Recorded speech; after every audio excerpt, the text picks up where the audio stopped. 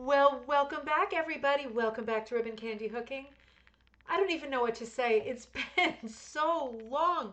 I will say it is great to be back with you. It is great to be back together. Holy mackerel, look at this travesty behind me.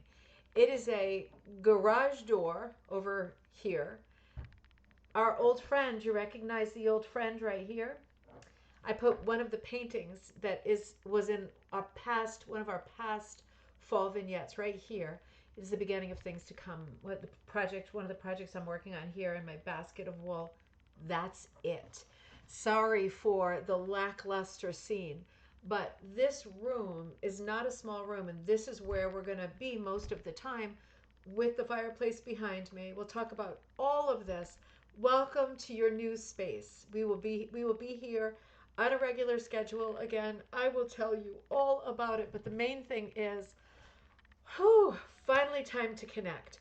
What makes today different than other days? Oh my God. Well, I'm not crying blood today, so that's a good start.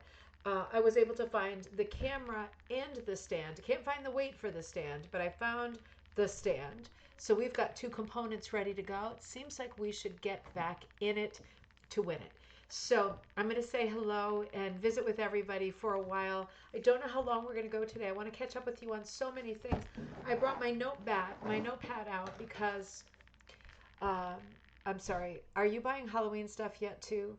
Because as soon as I went into Home Goods, it started. It's a disease. It started right then and there. I started with, I mean, every bag that is near me now is an autumn bag. The pillows in there, the all the mugs are lined up in there, all the new autumn mugs they have, all these cute characters, the table runner. I mean, it's this is a crazy fall house. So I have my pad ready. So in this episode, if you are joining me for the first time here, you are joining us at the channel. We are together a lot, at least 2 days a week, hopefully going back to three when we hit winter, or at least later into the fall.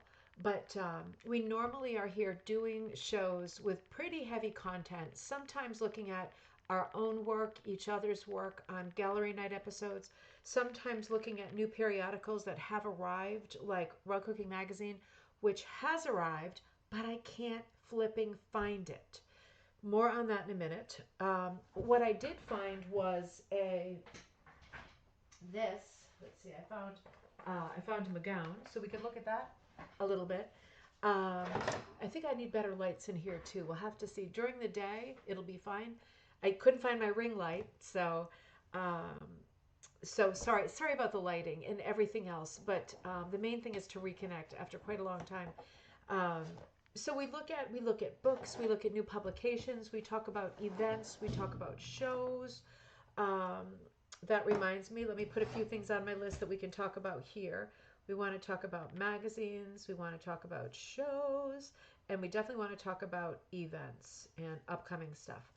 Um, so normally when I run a show, if you haven't been with me before, there's like a slideshow that pops on and we look at a bunch of something. For example, this is the show that we are in the middle of. Remember this piece of funness? The catalog, right?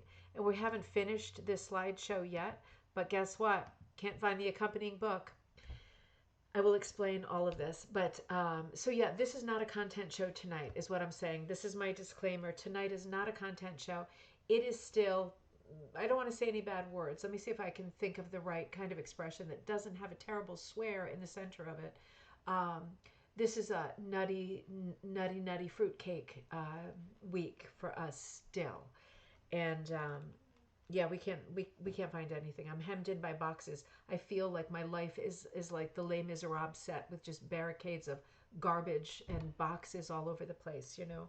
But we will get back to normal, and when we do, we will be running shows that have pretty heavy content. You will be learning a lot. But it has been 3 weeks, I think, since we've been together because it was before Sauter Village. Of course, I recorded quite a few videos at Sauter Village that I think were great videos. We'll start there. Let me put that at the top of our list. But today is just a catch up. I just wanted to log in so you didn't think I was, deceased. I don't have to do any kind of hostage eyes. like something's wrong. I mean, there's so many things that are wrong right now, but but I'm not being held hostage or anything like that, and I am alive still. So I wanted to just be sure that you knew that, and that I have as much love as always for you, for our projects, for our plans, and for all of the things that are on the horizon. So all of that is coming at you rather quickly. Let me say hellos, and then let's get started in. I look really different in this light, even to myself. I feel like there's a cord across my eye. See, the ring light is better because it's softer. I'll find it someday. Ruth, great to see you. Good to be back. You may not be there tonight, but I wanted to thank you so much. I missed you too. I've missed everything. I mean, I've been a little bit in the Facebook group, but normally, I mean, I'm never on constantly, right? There's other admins on there more often, like Kirsten and Barbara, Shannon. There's a lot of buddies who are adminning often. And I will remind you with admin stuff if you want to help out. If you are committed to rug hooking and you feel like you are a good person and you say the right thing, you're an encouraging, positive person. If you ever want to help with stuff around ribbon candy hooking or admitting the site, always let us know, because it is a group job keeping it a family site with nothing really naughty in there, and just checking that everybody's being very nice to each other, because the tone of our Facebook group, which is called Rug Hooking and Punch Needle Club, if it's one thing, if I could only choose one thing and everything else had to fall away, it would be we are friendly people. Friendliness, right? We welcome people. We are kind. We're helpful. We try to help people get to the next level, meet you where you are, right, and help you do whatever you mean to do. So I haven't even been on that Facebook group as much as I would like to um, in the last couple of weeks. It's just been completely bonkers. So thank you to everybody who's been there, who's been posting regularly, and commenting on other people's posts with positivity and encouragement. I really appreciate that. It's such a relief, as you can imagine. It's such a relief to know that even when I am in the throes of insanity, that things keep moving on. Right? It's not like things are moving at a normal tick, but things are moving on. The ground hasn't fallen out, and you all are to blame. Are to blame. You all are to thank. I'm to blame. You all are to thank for that, because yeah, I have had very little hand in anything lately. So I have missed you too. I've missed you very much. Linda says, "Yep, we're pulling for you. Yay for cocktail time! Big cheers, my dears. I could really use a drink. I could really use a drink. I just took the kids out. Um, we are in Collinsville, Connecticut now, which is like my favorite town in Connecticut. And if you ever come this way, make sure that I know, because I'm really hoping that life is a little bit quieter now here. Um, More on that in just a second. But the kids just started school this week, so Tuesday was a holiday, but Monday was a holiday, so Tuesday was the first day, which meant they missed the actual first 2 days of school that were both half days. So that's kind of a bummer. But the paperwork has to be in place, and the thing that they needed from us. Now, I'm not going to complain, I promise, all night. But we moved here, right? And they were about to start school, and the school system is wonderful. Like, these people are lovely, lovely people. There's no question about that. The one thing that they needed from us for the kids to be able to start attending school was a utility bill. Hang on that thought for a minute. We don't have a utility bill. We're just moving in. So you can only have a utility bill. Okay. For people that are just moving in, what do you accept? The deed of the house? Nope. Need the utility bill. Okay. So there's been a lot of stuff like this. I'm not good with stuff like this. I'll tell you. I try to be nice, and I think I usually succeed, but whoa, there's been some moments lately. So yeah. So in the end, the kids were a little late getting to school, and it was a bit of a hard week, having missed the sort of orientation. And of course, Teddy was autistic. He did remarkably well. Jocelyn, their feeling at this point does not just have anxiety problems and ADHD. They think she is also on the spectrum. Holy mackerel, 2 children on the spectrum. I know it's been done. I have friends who have it. And I can kind of see it now. Maybe you saw it before me, but it took me a while to see it. I thought, numbers game, 1 out of 30. I can't have 2, right? But she is very different. She's not a typical child at all, but she's wonderful and we love her, but you know what I mean. So it's been a hard week. It's definitely been a hard week for them. It's been emotional and hard getting things going again. So when Teddy said there's this famous fast food place that we've never heard of called Raising Cane, and it's nearby now, I said, well, it can't be good if I've never heard of it, right? I know all about fast food. I am a garbage pig and I love everything. I've never heard of this place. And he said, oh, all my friends have been talking about it. They all know about it. And he said, can we go tonight and get some Raising Cane? And I said, all right, let's go. That's where we were right before the show started. And yeah, it was good. I mean, it was chicken. You know, it was chicken. It was like KFC is good and Popeyes is good. It's all. I mean, to me, it's all good. But it was nice. That was what we just came from. And then I tried to put this together quickly, and I knew it was not going to be great. So just bear with me for a little while longer while I try to find where everything is. And I cannot wait to create a space like we used to have. You know, I think I'm going to need, and help me brainstorm with this, but I picked up this low desk on the side of the road yesterday. I happened to see it. It's a little bit higher than a standard desk. But remember when I used to have this red mantle in the studio, I used to stand. And the reason that that's important was because remember I had all this stuff on the edge, like I had some seasonal rugs, and when you all sent me things or little surprises or you know, small rugs and stuff, I always lined everything up on here, and I had it all set up for the season with decorative.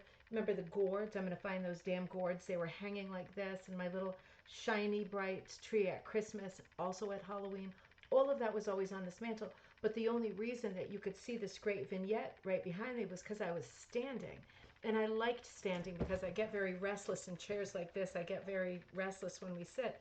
And so I was looking for a desk that I could raise up so that you could see the set like we used to do in the old days. But then I don't want to stand all day and work, right? I want to stand. So I want to be able to sit back down. And I stumbled upon those automatic desks. I wonder if anyone has one that you press a button on the desk. I mean, they appear to be expensive, but there are some used ones on Facebook Marketplace, and it raises way up or it goes back down. So I'm wondering if anyone has any experience with these things, because I might invest in one just because I want a small table there. This is my big work table here that I'm at. I want a small table here so I can still pass through, but I want it to be able to rise up so you can see the mantle when I decorate. Every week I want to make changes here, but then I want to be able to put it back down so I can just sit and work on the computer. But my feeling is that what if I get one of those desks? Is it going to be like buying a car that has a computer inside of it instead of an 8-track, you know, cassette player? Is it just going to be half the time broken or winding you up? And I just wonder, because I definitely don't need any more wind-ups, but I am looking for a great solution to this area back here, because I'd like to be standing there next week when we run all of our shows. Cheryl, great to see you. Welcome back. Oh, did you go? Oh my God, did you go cohogging today? You actually went cohogging? Oh my God, after a beautiful cohogging day, delish. Were you eating cohogs or were you cohogging? I've got to know. I'll scroll down and I'll find out in a minute. Cohogging, if you are not from this part of the country, it's very Rhode Island thing, but it creeps onto Cape Cod. Cohogs are like the big shells. They're closed, almost like a clam, but much bigger. And they bury themselves into the sand. So when you go cohogging, my grandfather used to do this all the time. You walk into the water and you roll your pants up or whatever. You plan on getting wet, and your feet kind of explore the sand, right? So if you get the heebie-jeebies easy, this is not the hobby for you. But your feet kind of explore, dip into the sand, and then when you strike on something hard, you pull it up, and it's very often a quahog, and then you can eat it, right? In Rhode Island especially, they're known for their quahogs, and they're huge clams. So they dice them up and then sprinkle breadcrumbs on them and then some spices and then bake them. So it's almost like the shell becomes a little casserole dish. It is so nice. Quahogs are fantastic. I hope you know. But I know that they're not like an international thing. Joy, happy Friday. It's great to see you. Welcome back. Thank you so much, everybody, for coming back. Becky, great to see you. Good evening. So happy to be back on a Friday. Me too. Fridays were sacred. I did not like. Is anybody in that room? Of course not. Of course not. I was just wondering if we had a beer or something around here. Moving is so stressful. Thank you. I was going to see if we had a BR. We were at Raising Cane for so long, I didn't really have time to come in here and transition. Just have some water for now. Karen, great to see you making peach salsa to go with leftover homemade barbecue chicken while sipping a rum and coke. That sounds amazing. Peach salsa sounds amazing with barbecue sauce. That's so interesting because then you've got the kind of smoky flavor with that sweet flavor. That sounds fantastic. Karen, I loved seeing the pumpkins that you were knitting. I saw, I'm not, it was probably your page. I don't know if I saw them on our page, the Rug Cooking and Punch Needle Club. You're very welcome to put them there. But they were like knitted pumpkins. Karen said she took some time out, knitted some colorful pumpkins in yarn. They are so beautiful and seasonal and just so nice to have around, right? What a great project. I loved seeing that, Judy. Oh, I missed you too. Hope you're starting to see a little order in the chaos. Sort of. I wish I could say just yes, but it's still definitely a sort of. Melissa, great to see you. Welcome back. Catherine, welcome back. Great to see you. Other Catherine, Norcroft. I always screw that up. Great to see you, Catherine, and happy Friday to all from Missouri, where you're having a cool fall day. What did you put there? Oh, a leaf that was doing this. Ah, and a maple leaf. And oh gosh, I love that. That reminds me, I was seeing if I had the book right here. I was just looking at this book. I think it's called The Comfort of Crows. My mom told me about it, and I got it on Amazon while we were talking about it. It came the next day. I'm going through it. It goes through, I don't know if it goes by week or whatever, but it goes through the whole year. It's like sort of a spiritual, inspirational book, and I'm pretty sure it's called The Comfort of Crows. But I was looking at the fall chapters first because you don't have to read it in order, right? It's just you pick up and put it down wherever you want. So you go with the seasons. And I picked it up in the chapter I picked up was called Raking Leaves on a Windy Day. And I thought, yes, that is life right now. As soon as you start collecting and getting things in order, the blast of wind comes and metaphorically in some way, and everything scatters, and you go out of your mind again, and then you have to start again, right? It's like that Robert Frost poem. I think it is called Leaves, where he talks about just the incredible labor of collecting the leaves. Like what ironically, what a lot of work because they weigh nothing, right? He says in the poem, like their value is not in weight, right? You spend so much time and energy collecting big bags of leaves, and if their weight was like gold, it would be one thing, but their weight is like nothing. And then you tend to hide them in leaves or hide them in the shed or get rid of them somehow. You collect them, and then you don't want to do anything with them but make them invisible. And I thought, so many good metaphors here. Collecting leaves on a windy day. We're going to be doing it soon. Not too soon, right? We're going to enjoy the season first, but it's coming for us. Ryan, great to see you. Sheepishly re-entering the fold. Peace and love to you too. Ryan, we've been off for weeks, ever since before I went to Sauter Village. Because I went to Sauter Village, we already started packing for the move, and literally the day I got home, we were physically moving stuff. So I haven't been here either. You are always welcome. Never be sheepish. You are always super welcome. Diane, great to see you. Cheers, my dears, and welcome back to you too. Gail in Australia, great to see you. Good morning to you too. I'm so happy that you're back. We are going to stay in a good rhythm now. It's just going to be hard for me for a little while to find my stuff. That's going to be my main thing. So I'm going to be looking for other content. I think we should have a gallery night as soon as possible. Why don't we say gallery night for next Friday? Why don't we let me just check the calendar, make sure we're good for that. Things are still bonkers. Okay, so yep, I'm putting it down. Next Friday, gallery night. Now, I do have some stuff from before. I was hoping to run one last month, and I only got a little bit of content. I know it's hard at the end of summer because people are traveling and everybody's busy, but I only got a few things, and then I would have had to scrape together more. So I'm going to use if you sent me something, I'm using it. If you've been working on something else in the meantime, go ahead and send that too. But send your gallery stuff to ribboncandyhooking@gmail.com, and I will put together gallery night for next week. And I will put together something for you on Monday as well. I just have to figure out what it is. I want to try to stay on schedule now. now that we broke the seal and we're back. So, April, great to see you. Oh, I'm so glad to. It didn't feel, being out of a routine feels bad and wrong. You know what I mean? Uh, even when there's no time, like legitimately everything is chaotic and there's no time, you still, I mean, at least for me, I'm not a great person with change, and it is hard to break the schedule because it's not just changing the schedule. It's like living in a different town, being on a different street when I pull out, being sleeping in a different bed. Everything is different, so it's been really hard to get my feet under me. Um, and maybe this is the week that it all comes together. Maureen, great to see you. Happy Friday from Windy, Michigan. Ooh, good to see you too. Myra, great to see you. Cheers, my dears. And you're there in Virginia. Great to see you. Leah, oh, I love the post that you just made. I liked it on your personal page, and then I think in the Nova Scotia page. Absolutely beautiful.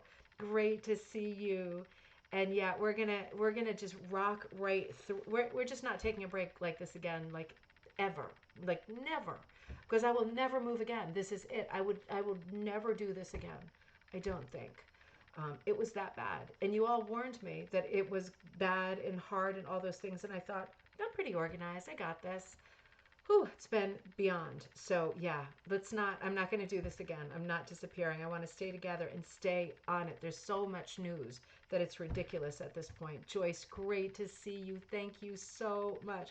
Hope life is getting a little bit better. Maybe. Hard to say. That's going to be a. Let's see. On Sunday, let's see where we're at. Catherine, I'm still in summer mode there in Southern California. I bet. And here too in Connecticut, I mean, it was in the 80s today. I've got on a short sleeve dress right now, but it was like too hot for sleeves earlier. It's really still been quite warm. Kirsten, you're there toasting your new house and studio. Thank you so much. This is just our filming room here where I'm going to work on the computer and film, and the studio is going to be downstairs. So I need to think about getting that ready, figuring out the flooring and everything. It's going to be a lot. Um, so I appreciate if you've put an order in. I appreciate you hanging on a little bit. I'm going to try to get a lot of stuff out. It's like a cork, boom, pop on Monday. I hope that I will get time in there to get some stuff out. But I appreciate you. I know that everybody seems to realize that I'm in some weird kind of flux thing and that I'm not in my usual pattern because nobody's been giving me a hard time. And I really appreciate that because I couldn't handle anything extra. Going to be going to the Halloween hook-in. Myra, are you going to go? Oh, that is so great. Oh, that is so great. Let's talk about that in a minute. Let me add that to our list of things to talk about because we need to talk very specifically about that. Oh, I'm so happy. I'm so happy. And I think again, now it's not a costume party. You don't have to wear a costume. We'll talk about this more. But I will wear a costume. So if anybody is coming, we'll talk about it like in a little while. To the Halloween party. Um, you don't feel like a fool if you wear a costume because I will be, but you definitely don't have to. No pressure. Whatever is fun is what you should do, right? Oh, Myra, I'm so happy. I can't wait. Let me know when it gets closer if you're just there for the day or because I'm trying to decide if I'm going to go a little bit before, a little bit after, or both. I feel like I have some flexibility this year, so I want to figure out what everybody else is doing and try to tag along on doing some fun stuff together. Paula, great to see you. It is hot and sunny in California. Oh my God, I bet. If it's this hot here, it must still be warm there. Mom, so good to see you and be back together. We were together today as well. Share time with our buddies. I know. It's been crazy. I've felt so disconnected. Life will return to normal in due course. Oh God, I hope so. I hope so. Dave, great to see you. Let's find out. Cider and so leftovers. Oh, bummer. Were they good when was it good when you first had it? It's not aging well. It's usually leftovers are even better than the first time. Oh, you're working on a braiding rug. It's going well. Oh, that's fantastic. Okay, that's great. Shay, great to see you. Glad you're making them. I am. And I will see you soon. That's another thing. Before I forget, let's do that one. So not this weekend because this weekend is the weekend of September 6th and 7th. But next weekend, I will be stopping at the Nutmeg at the Guild. Shay, where does the guild meet? Is it still the UU Church in Meriden? Is that where they are? I better find out, right? I'm going to be popping in person to the Atha Nutmeg Guild on Saturday, the 13th, September 13th, to talk a little bit about some upcoming stuff like the Halloween party, which is in the Berkshires here. It is in Lenox, Massachusetts, so very close to this part of Connecticut, also close to New York, also close to Vermont, right? That the Berkshires, um, like it corners on a bunch of states right there in New England as well as New York. So I'll be talking a little bit about that and what we're doing there, but also talking a little bit about Tigger and all of the projects that we've got up in the air right now. It's a lot. So I will be there in person next Saturday, the 13th, at the Nutmeg Guild. Um, I'll be teaching in person on September 27th in Madison, Connecticut. That's more down by the shoreline. That's a much further drive for me now, but it's always a fun day. I will be teaching the um, multi-strand braiding. So, not the traditional three-stranded braiding like what I think Dave is describing, the braided. Dave, you're doing a traditional braided rug that's a three-strand and then you lace it. Alternately, the one that I teach most often is the multi-strand. And how many strands are you wondering? I have videos on this too, but of course, if you're there in person, I can look over your shoulder and tell you exactly what's going on because it can be, it has to be an even number of strands. It can be 8 strands, it can be 10 or 12, and there's pros and cons to using that many strands. But the multi-strand braided rug at the end of the day is more, it is a flat rug and you work flat on a table. Cannot be done on your lap. I do not recommend that on a table. But it's basically the more strands you put in, the more you feel like you're weaving and the less you feel like you're braiding because you're really not braiding anymore. So if you're interested in that form, that is Madison Wool. And again, that is Saturday, September 27th. Also on the same day, sadly, because I have to do this teaching thing because I had to postpone it. I was supposed to teach the weekend that we moved, so obviously that didn't happen. On that weekend, also, another fun event in Connecticut. My friend Naomi of Ravensgate Primitives is having her hook in, and that is in, oh, come on, it hasn't been that long. Um, Naugatuck. That is in Naugatuck, Connecticut. So both of those things are coming up on September 27th. So 2 things to look forward to. Hooray! Um, and I'm going to continue saying hellos, but I want to tell you a bunch of other things. Don't let me forget. So those are just 2 dates that are coming up soon. And Shay, I know I'll see you at Nutmeg, which is going to be a lot of fun. Now I'm going to have to link up better with the Nutmegs because I'm closer to their sort of neck of the woods here. There's at least 2 guilds in Connecticut because there's the Quiet Corner Guild too that meets like in Woodstock, Connecticut, way on the other side. And of course, there's the guild right above us, the Quabbies, the Quabbin Guild, that meets right over the Massachusetts line, like around Agawam, something like that. So there's a lot of guilds right here in this area. And even though I was only an hour away, an hour can be significant, right? When you have kids and you got to get back to pick them up and all of this stuff. So I'll figure out what's going on locally and I'll be giving you some more events that are from this area. Please make sure here in the thread and also in our Facebook group, please make sure that you let me know or you post somewhere if you see things coming up in your neck of the woods, like rug shows, even if they're small ones at libraries or historical societies, fiber festivals, even fall festivals, because fall festivals always have yarn and fiber. Let us know. Don't feel awkward about posting that stuff in the thread or on our Facebook group, Rug Hooking and Punch Needle Club. Don't ever feel awkward about posting stuff like that. Even if you're in it, it's not like you're advertising. It's like you're telling us that there's this great thing to do. And if we're near you, we want to do it too. So don't let us miss it. So make sure that we're communicating all that and sharing all that information together. Deborah, great to see you. Thank you so much. Shannon, great to see you. Loving the new vibes in the new house. It will be great. It will be so festive. It will make my old set look like, a back alley. Like it's going to be even more festive than ever before. And I can't wait for you to come visit. Tina, great to see you. Judy, great to see you. Being in the spectrum isn't a negative. No, it's not. Sometimes we need to accommodate special needs. Just think how incredibly creative she is. She is. It's just both, two out of two children seem to need different things that require a lot more conversations, a lot more adjustments, and a lot more regular adjustments. Not just like, here's the fix, this is what we're doing now. Just more routine check-ins to say, well, this was working last month, but it don't work anymore. So it's just a lot of that. It just is. I can see in both cases. Who's in there? Joss, can you bring me some more water, babe? What? Can you bring me some more water? A what? Water. Oh my God. That's not what I'm talking. I mean, that's something else. That's wearing headphones. That's not being autistic. That's wearing headphones. Yeah, I was wondering if there's like a beer or wine or anything in there.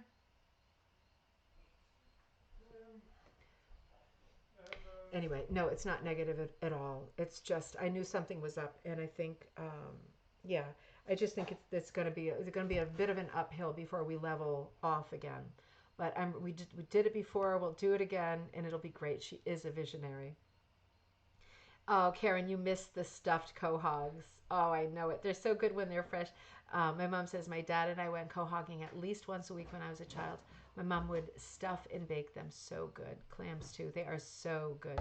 Thank you so much. Can you? Hey, can you, Papa? Is there any beer or wine? No wine. No, I don't want that. No, No, no, I know they are. It's a non-alcoholic beer. And I'm sure it's very tasty, but my feeling is, why would I have all those calories if it doesn't have any alcohol in it? Sorry, that doesn't sound right, but you know what I mean. I just had Raising Cane, so I don't need any more calories. It's empty calories unless it does something for me. Oh man, Cheryl says both had a blast and then cooked them. Good for you. Did you find any? Did you find any yourself? And my mom says, Becky, yes, Comfort of Crows is one of those forever books to keep. Yeah, it's a good book to keep on the bedside table forever because it'll take you right through the seasons every year. You can just leave it there. It is an old friend. Also, the book Wintering by Catherine May. I'm going to have to check that. I don't think I know that one. Send me a link to that if you can, Mom. I'd like to check that out. Candace, great to see you. Good evening. Shay, great to. Oh, I said hi already, but you said yes. The UU Church in Meriden. Okay, great. I can't believe I could. I haven't been there for like 2 years, but I sort of remember. That's great. Dave says my braided is a three stand. We'll stitch it on the sewing machine. Oh, great! Is it like a jelly roll rug kind of a thing? That sounds great. I love the way those look. And Wendy, great to see you. Thank you so much. Thank you. I sometimes forget in all the chaos how great it is to be here. That's the main part to hold on to. I know. Judy says, does the move put you closer or farther to your mom? Closer, much closer. I know you and the kids enjoy visiting. Yeah, Judy, we're much closer. So, and the best thing about it is at this moment, I'll just say, Valerie, great to see you in Rehoboth Beach. I'm so happy that you're there. Gail, I noticed you had a bear in your driveway. Is that dangerous for Buttons and the kids? These are great questions. You know, I, I, I have to learn the answers to some of these. So the one about my mom is easy because the thing about this area, Collinsville, I'll just describe it to you because I hope you all come and visit someday. Or if you come near here, just let me know. We'll do something in town. It is an old sort of industrial town. This used to be the axe making capital of the country. And the mill was the Collins Mill in the center of town, and it became Collinsville. So it's been settled since the early 1700s. The mill is this beautiful, huge, hulking, very regular looking red brick mill. There's several of them. And they're located where we are. It's the side of a mountain. I'm where our driveway is like this, like a roller coaster, and then it levels off a little bit, and then the backyard right here goes up like this. It is really the side of the mountain. This mountain is called Sweetheart Mountain, and if I go out of the house and down, walk for 10 minutes down the hill into the center of town, I am at that axe factory, which is like a huge antique center now, and it's got other business, just like any old mill. It's got all kinds of businesses inside, and it's such a dream to walk through the old creaky floors. There's several mills right there, but it is like this town. All I can say, and it's absolutely true, is if you watched the show Gilmore Girls and you thought, I wish that was really a place, it's this place. Like, it is this place. So if you love the show, you love the way that looks, you would love this town. The whole mill and the mountain ends at the bottom on this beautiful bend in the river. It's a huge, wide bend in the Farmington River. The Mad River is just a little ways over, but huge bend in the river. So everything kind of slows down at the bend. People say they've seen bears swimming in the river, and lots of kayaking. There's a bike trail that goes in every direction, past the old factory, and over these old metal bridges. All the rusted bridges. Oh, not for cars anymore, just for walking. But the walking trails go on endlessly, and it's a community where the main street, there's a main street with it's one block of action, but God is the action good. Beautiful old market where you can go have breakfast and coffees, and they do pizzas and incredible sandwiches. They always have like 3 or 4 artists work on the walls that you can buy. All big place with all mismatching chairs and stuff, and your dogs can sit outside at the tables. There's a stick library. You know how there's like book libraries, little libraries in people's yards? We left ours at the old house. There's a stick library right there, so dogs can come, choose a stick, and take it away. So cute. A very active historical society. It's a very old town. It is as cute as a button. A few galleries here, a little florist shop that also sells artificial flowers now, clothing, a little bit of antique stuff. It's called Blumenladen, and it's been there forever. And a couple little galleries, pizza place. A cute restaurant in an old train caboose. Like it's small, but they have seating outside too. It's such a dream. It is such a beautiful place. I hope that you all can come sometime. It is so much fun. So I went down into town yesterday. I definitely did not have the time, but I dropped my husband off to do something, and then I was kind of waiting for him. So I was going to go pick him up, and he wasn't ready yet. So I thought, I'm going to stop at the Blumenladen store, because I haven't been there for about 20 years. And it's not called Blumenladen anymore, but it is the same store, and it's in the same spot. I went in there. Mom, I got you a birthday present in there. It was so cute. And the whole back room was like artificial flowers and like holders of things for Halloween. Like not creepy, like absolutely beautiful. It was like a dream. It was a dream. They had a whole room of ribbons. So if you chose like a wreath, you could, it was like the 1980s, just spools of ribbons, hundreds and hundreds of ribbons.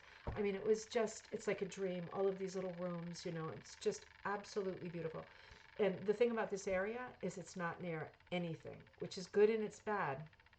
I was really sick of driving on highways, and I was getting very nervous, lots of close calls because of so much driving. And now when I go visit my mom, it's just back roads. It's just down the mountain, literally through the woods. It sounds like a Currier and Ives, right? Like over the mountain and through the woods to grandmother's house. We actually go. um, Past these beautiful fields and Barn Door Hill, these soft hills. Um, there's no highway driving at all. So I don't do any highway driving now. I go to church, which I do a lot because I volunteer for a lot of stuff. I go on the back roads and it takes half the time. Everything is back roads. And I'm sure there's still crazy drivers out there, but not doing the speed that they do on the highway. So I feel a lot better about everything. However, if I do have to go on the highway, like I did yesterday, if you caught the video that I posted, I went to Springfield, Massachusetts to judge the Big E again. Can you believe it is this time of year again to judge the Big E? The Big E is the big exposition. It is the largest country fair in this part of the country. Very, very well known. Tens and tens of thousands of people come to this thing. So again, this year I was the judge for the rug division, and I did post a video about that yesterday. Just showed you a glimpse of some of the rugs that are there. It wasn't a huge amount. It was like 50. In total, there was maybe 15 or 18 kind of thing, but more than before. So the numbers are going in the right direction. But I did have to. You know what I had to do, Mom? I had to go basically almost to your house and through Suffield to get on the highway. I am so far from the highway. It's incredible. Blessing and a curse. I'll be complaining about that sooner or later. But yeah, it's now the wildlife exactly that I have to watch out for instead of the cars and stuff. It is like a fairy tale. It's absolutely, I'm not really an outdoors person. I'm an indoor cat. But when I look out, there's like a little porch off the front of the house, and we've been having coffee out there in the morning after I drop the kids off. The best thing is that when I drop the kids off, I go in the other direction because the Old Town Bridge is another one of these little metal bridges right over the river. It's a one-lane bridge. I go that way. It's an extra like 30 seconds to get the kids to school. I go over there, and you have to stop the car and wait and make sure no one's coming towards you over the bridge. You can see there never is. There's never anybody coming. And I go over the bridge, and man, I look in both directions, and it's like, you have got to be kidding me. Like, it was even kind of a rainy day today, and it was still like, you have got to be kidding me. It is impossibly beautiful. And it just sets me up. I feel like it sets the kids up right to be dropped off at school. It is such a dream to drive that way because the school is less than 5 minutes away. And then I drop Joss off at school second. I drop Teddy first, and then I drop Joss off. And there's the policeman is always outside her school, which they are these days, right? Because life is insane. But the policeman is outside, and I don't know if he's a canine policeman, but he has a golden retriever. Now, I don't know if golden retrievers are ever like police dogs. I certainly don't think of them as police dogs. I think of like huskies and German shepherds and things like that. But this golden retriever is with the policeman every day, and he's there at the door waiting for the kids to come. And it's like there's only 200 and something kids in the whole school, but each kid comes, and that dog is like so excited. Like when the kid gets closer, he puts his head down to be like non-confrontational, the little round head and his little tail, and his whole body's wagging. Each kid, he's so excited every time. So Jocelyn loves pulling up and being able to pet the dog on the way in, and it's just such a gentle way to start the day. But yes, the wildlife is a real problem because um, oh, not until November. My mother's November 15th, but I get things way in advance just so we're all set with good stuff. Yeah, when we first got here, I pulled my little Toyota Echo. It's not. It's a Kia Soul, right? Same kind of little car. I pulled it up the steep driveway, right, which now doesn't worry me at all. And I parked. It's flat where I park. And so I opened the back of the trunk, and I just was going in and out of the house right here, just in and out, just bringing boxes in. It was, an S show, just in and out. And I came in, and I looked out, and I was like, oh my God, there's a bear out there. Like he had just come from around the side of the house. I'd seen him earlier, but I thought he went into the woods. He was hiding on the side of the garage, and he must have been. And when I came in, he walked over to the car, and I have a picture of it somewhere. I'll post it next time we're on, and I'm showing you photos. He was right at the back of the car, and of course I had the hood open. The kids just are like animals, right? They're like feral animals. There's potato chips all over the car, so I'm sure he smelled like old French fries and potato chips, and he thought, yes, like Yogi Bear, yes. And so I was like, oh man, what to do? So my husband slammed the screen door, and this time it was all it took. He got so scared. I felt so bad. He got so scared. He started running. He like tripped over his own legs and ran down the mountain into the woods. I hope he didn't run across the street. He didn't get hit anyway. But I thought, oh my God, I didn't mean to, I didn't want him to be that scared. But yeah, and then he came out again because my husband was brilliant enough to put a bag of trash in this little shed that's on the side there. It's just like a wooden shed that just closes with a screw, right? It just closes over, and you just put the screw in it. Just basic, right? It's just for cardboard. And he put a trash bag in there. So I went out yesterday, and the shed door was like removed and like ripped in half, like just ripped in half. And there was a bag of trash that was like atomized, like all over the side of the yard. It was just like, oh my God, new habits here. But yeah, I agree. Knowing that there's not just bears here. There's like bobcats and just like our old neighborhood. There weren't bears, but there were bobcats and fisher cats, and I think some other characters. So he cannot go out unsupervised anymore, which does break my heart.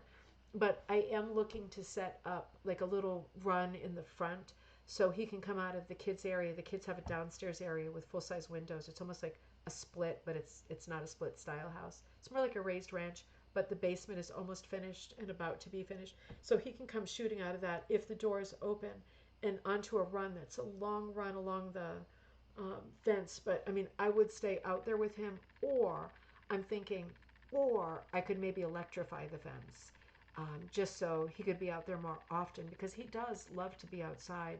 And I mean, there's a lot of chipmunks here, so he loves to watch them. And I'd love for him to be able to go outside. The cat is a different story, but she is truly an indoor cat, so I don't think she's going to venture too far out. But I am worried about the bears. And if you're thinking, well, they'll hibernate soon, I hope so. But there have been years here where they don't hibernate anymore. So I don't know, you know. Um, we'll have to wait and see how that goes. I am worried about it because I want Buttons to get his energy out. You know, he seems pretty happy here, but I know he loved his last place, being able to come and go as he did, and I know that he loved barking at the mailman and people who passed by the yard. I guess he enjoyed that, and nobody passes by because there's nobody in sight. So in that regard, it's very different. One thing that is better, I have to say, and since she's got her earphones on, I can say this. Joss was just in a weird place lately. I think with moving and going to a new school and all this stuff. Teddy was very excited, but Joss was less excited. And she's just been in her own world for a while. Maybe it's puberty, maybe it's the age, maybe she's just growing big cans and she's turning crazy, turning into a proper woman and turning crazy. But I don't know. But it's been like a little worrying because I'm thinking, oh, I'd like it if she spent more time with me and stuff. For whatever reason, ever since we've moved in, it's like every night, you know, those gels that you put on the window, they're pictures of stuff. She's like, we're ordering gels from Amazon. She'd be like, did any of the gels come today? And we're putting each night like one of the gels with like a vignette of a witch or like a haystack or a scarecrow on each window. We have about 20 or 30 gel sets that we ordered. So we're putting one of those up together every night. It takes us forever to like, this is a weird use of time for someone who's so behind, I know. But the fact that she wants to do stuff with me is kind of amazing. Because she used to sort of like to do stuff with me, but you know, she could take it or leave it. And now every night it's like, are we ready to work on our gels? And then she wants to sit down on the couch with me and watch one of her Pokemon cartoons together, which obviously are awful, but it's like a chance to get into something that she's passionate about. So I'm getting really into them too. But it's just that has shifted, and that is nice. And who knows why? Who knows how these things began? I mean, you know.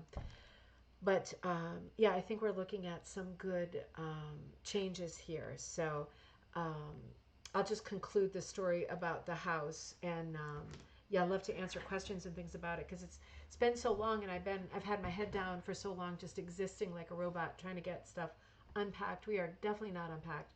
The entire garage. I can't park in the garage still because there are so many boxes in there.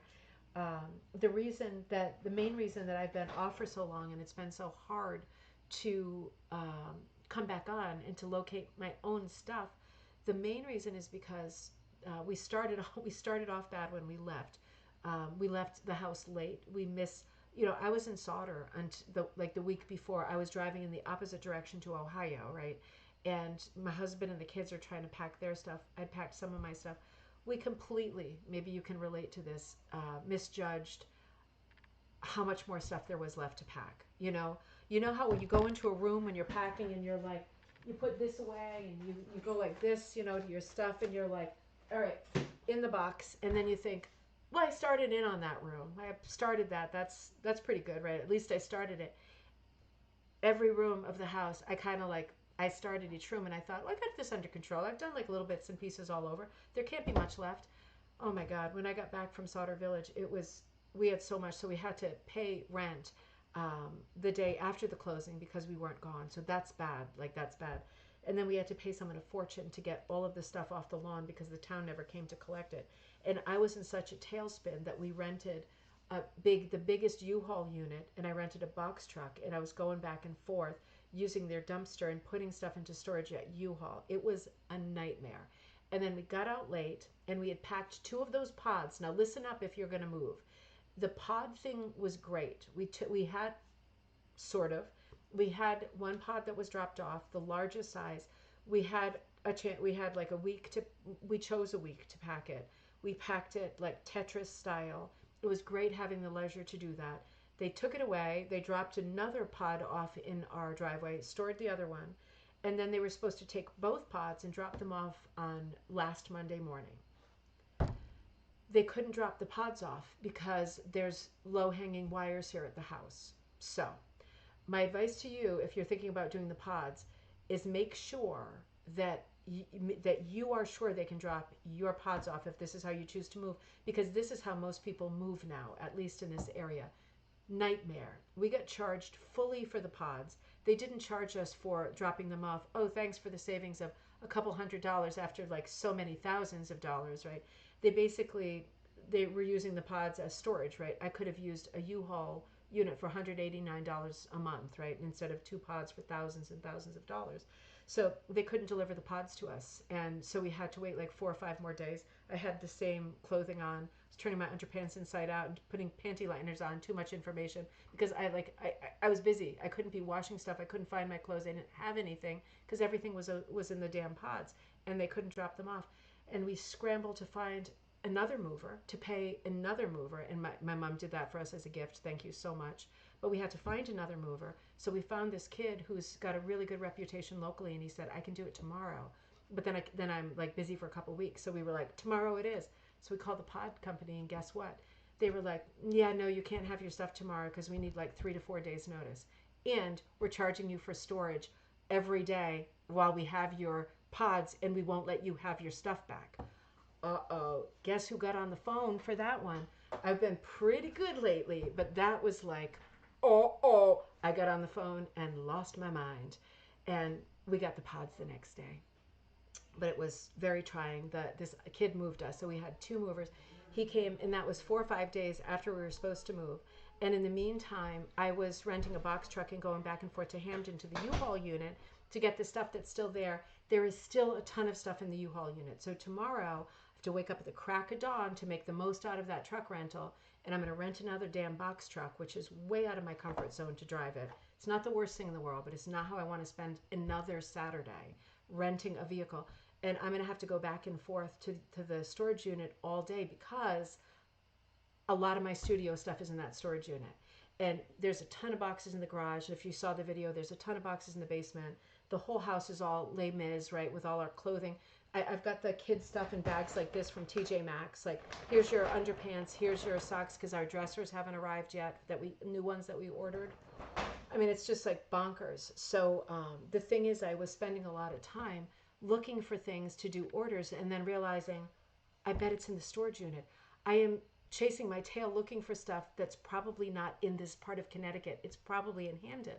And the ultimate punchline is that the highway that I need to use, I can't use with a rental van or truck because it's no commercial vehicles, including a rental van. So I have to take back roads, which makes it like an hour and a half to 2 hours each way. That's my day tomorrow. I'm stopping. But that's what life has been like. Pretty much everything that could go wrong has gone wrong. And at the end of the day, like, we're all okay and it's all good, but it has been immensely trying and crazy making to the extreme. And just, I've gotten to the point where, like, I look for stuff for 2 hours and I move the same boxes, right? I just keep moving the same boxes. It's like the definition of insanity, just thinking like, well, I was looking for this in that box, but that was yesterday. Now I'm looking for this. And then I get to the point where I'm like, I'm not even sure if it's here. Like, I'm not sure if it's here or if it's in the storage unit. So, so that in that way, I was like, we're just going to hold on the shows for a while because I found the computer, but I thought the camera might be in the storage. It's just been like this. So I am so sorry. It's been so long, and who knows what will happen when I come tomorrow with all the stuff, because I'm going to fill up all these spaces again that we finally cleared until we can assimilate that into the house. Nightmare, right? Absolute nightmare. Thank you, Sharon. But it will be, Ruth, welcome back. It will be good in the end. You know, I know it's a joke. Karen, it's a joke. It's been insane. So let's talk about some better news now. I just wanted you to know that I wasn't being a baby and I wasn't being a princess about like getting my things out and putting things on hangers and just not coming back to work. It has been like a insane drudge, and yeah, major, everything's been majorly triggering. I know. Yeah, sorry. I'm being such a drag, but yeah, it's been a lot of that. So yeah, so I want to say, like, I'm coming back. I've got lots of shows ready, but I have to find the books. I have to find the boxes with the Row Cooking magazine and the shows that I have in my head. The show that we have started, I got to find that one too, you know. Oh, thank you. I want to come back because I just want to be back, and I want to force life to return to normal. So we'll do the best we can as time goes on, and we have gallery night coming up, so don't forget to be sending stuff. In the meantime, let me share some really good news. So I got this postcard from our friend Kaz. I just got this today. came to my new address, right? It's like the first piece of personal mail to come to my new address. And it says, "Hi, Deanna. Greetings from Landskrona, Sweden." Sweden. Boy, you had a busy summer. I hope things are settling down. Have you been to Copenhagen? I have not been to Copenhagen, only on the board game Ticket to Ride, which obviously does not count. She says, "I loved the city. It was so much fun. I wish you were here." And she says, "I am taking a Flemish tapestry weaving class right now." I was like this when I was reading it, Flemish tapestry weaving. So she promises that she's going to tell us all about that when she comes back from her trip to Copenhagen. When she comes back, we're going to hear all about that Flemish tapestry reading. I can't wait to hear about it. Um, hey, who's that? Oh, okay. Tell the kids to come out and say hi if they want. I want to backtrack a little bit because we do have stuff to talk about. Karen, you're right. This town is famous for the Halloween festivities. There is a huge Halloween parade and stuff in town, so we're gonna be checking that out for the first time.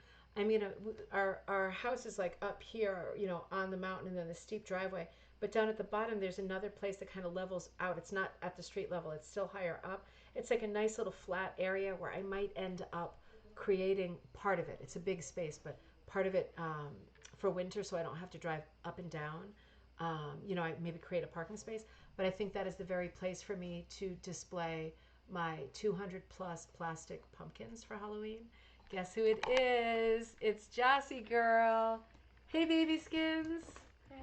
How's it going? You want to say welcome back to everybody? Welcome back. Hey, how's your new school going? Tell them.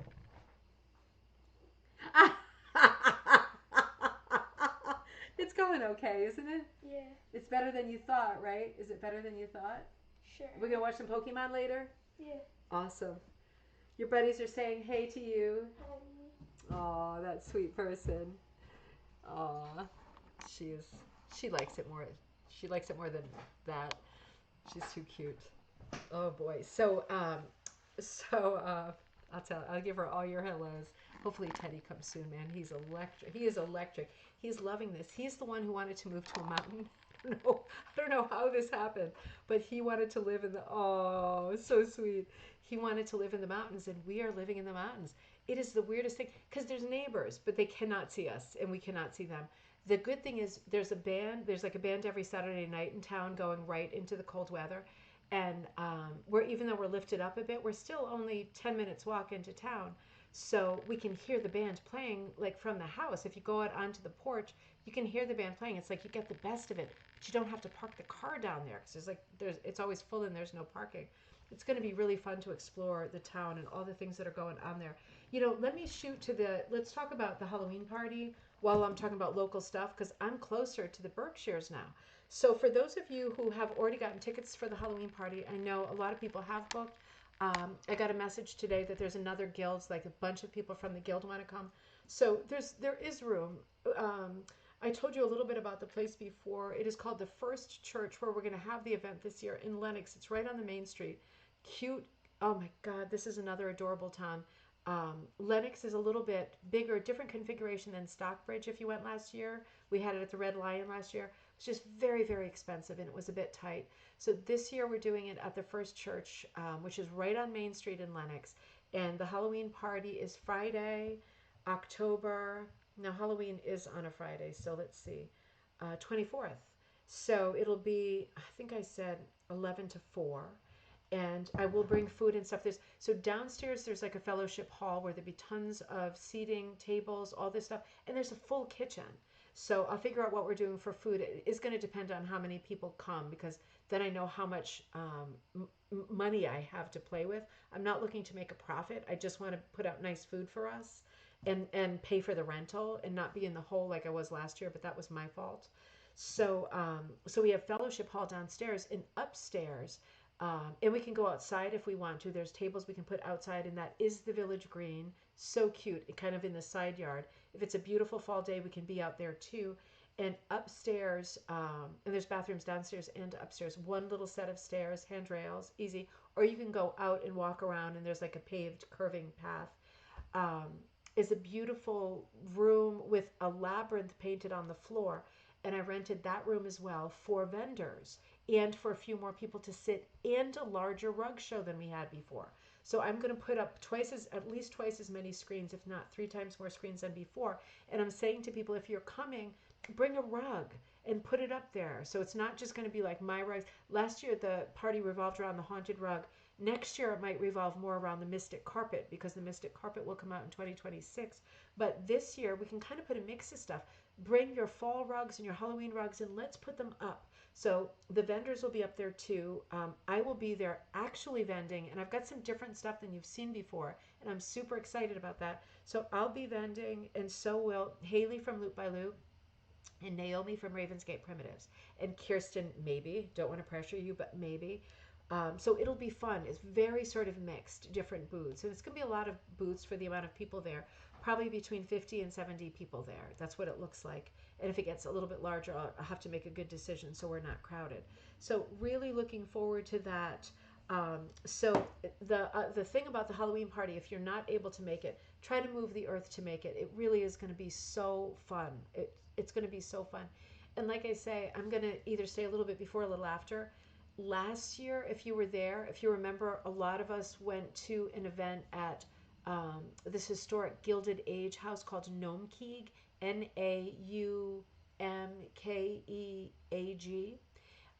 And it was this walk through the grounds of this beautiful mansion. Um, there were thousands of pumpkins, like carved pumpkins that were lit up. It was such a sight. And then at the end of the tour, they actually, because all I was thinking through the tour was, man, I wish I could get inside that beautiful house. They let us go inside the house. The whole first floor of the house was like decorated with like scenes, like the kitchen was like a Frankenstein laying out or something, like, oh, and there was pumpkins all over the place. The little gift shop was open. They had such cute soaps and candles and things. It was so cute. So I did that, and I'm going to do that again. And I'm going to definitely go to the Norman Rockwell Museum, because they change their exhibits every year and have a different illustrator, guest illustrator, every year. So they switch out their Rockwells, but then there's always something else to see. So I'm going to do that, and I'm also going to try to do the Shaker Village. Those three things are right there.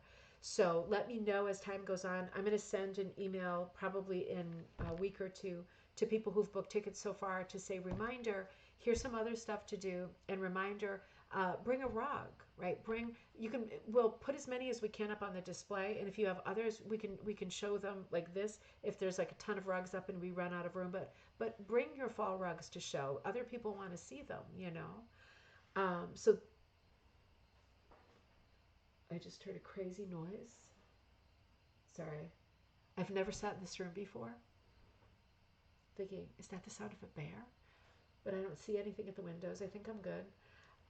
So that'll be a lot of fun. So let me know if you're doing that. Now, the other day on, was it Tuesday or Wednesday, I had a very long conference call with Rug Cooking Magazine, which I do often. So I'm one of the partners of Rug Cooking Magazine, and one of the things we've been talking about lately is what can we do together. Um, so I've been brainstorming some ideas for things that might be create like a symbiotic relationship where we all benefit from helping each other.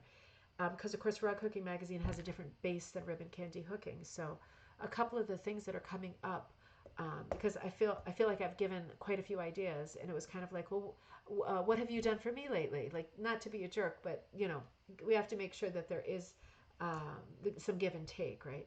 So Caitlin said, like, what can we do to promote ribbon candy hooking as well, particularly after a bit of a lull with moving and everything dipping, because it had to during this time. And I said, well, I would really appreciate, like, if you would do an interview with me. I interview a lot of other people, but I hardly ever get interviewed, and I would love to have that, because it would reach your base, and I want to reach your base, right? You reach mine every time I review Rug Cooking Magazine, which I've been doing for years. So ever since the beginning of ribbon candy hooking. So she said, yeah, great, that's a great idea. So I think in the upcoming issue there will be an interview with me, and I'll have the opportunity to talk about what we do here together, and also Tigger, stuff like that. And they said, is there anything else that we might want to work together on or promote? And I said, well, I'm having this Halloween party, and it is a regional party, right?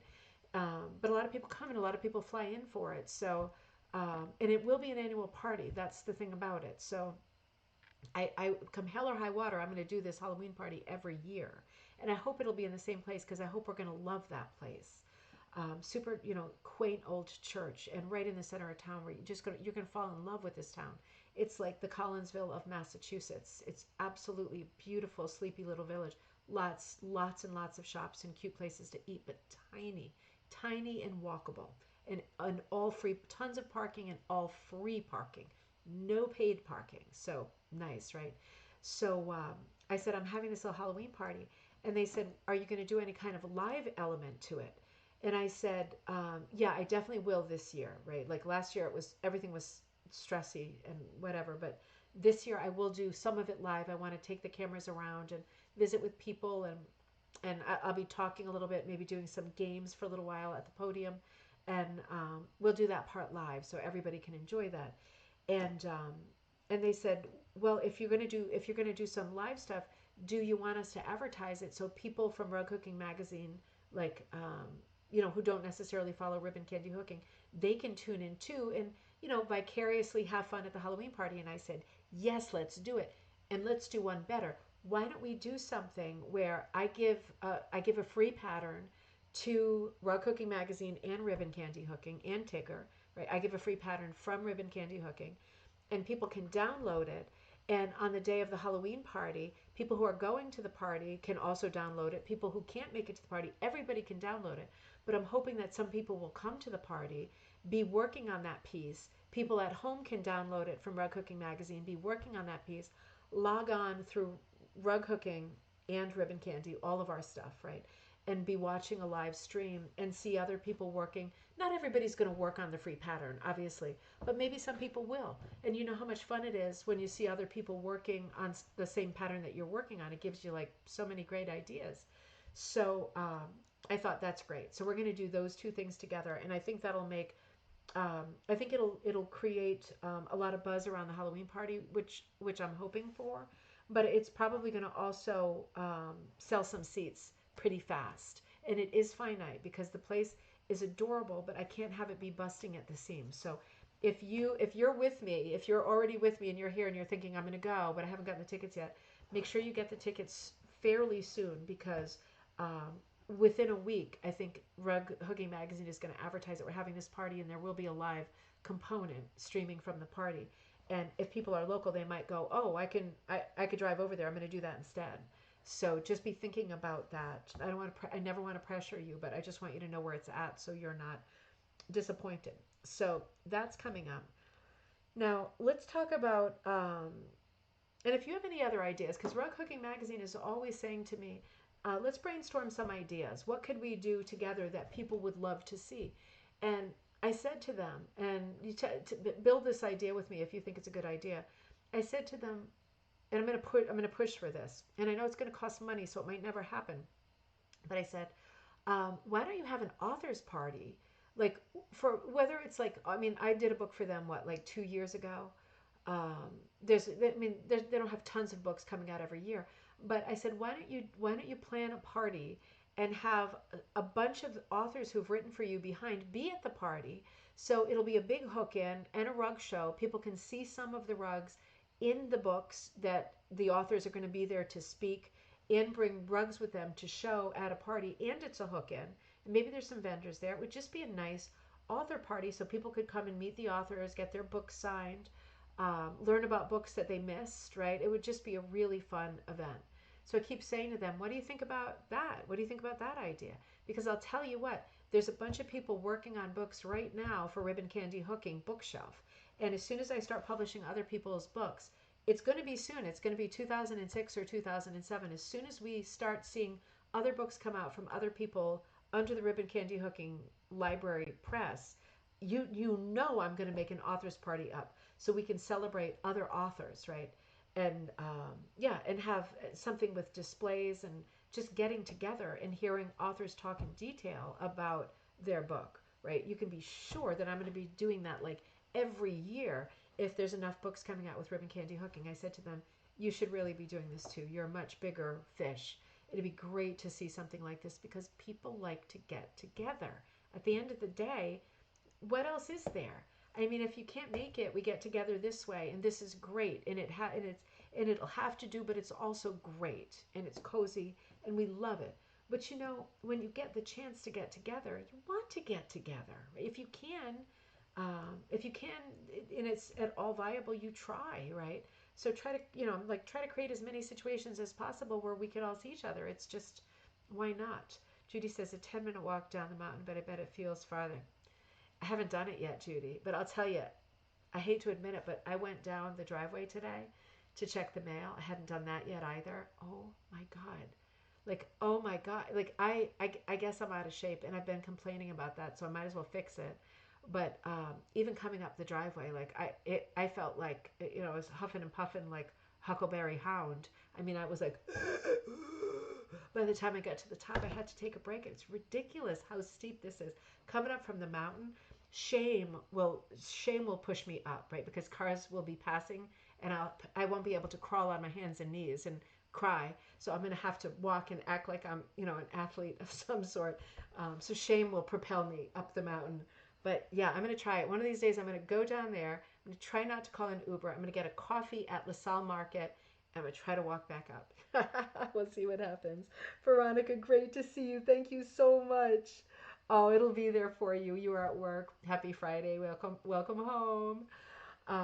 So yeah, so we have that to look forward to, and please try to come if you can. They will be every year. I want this Halloween thing to be something that we can count on.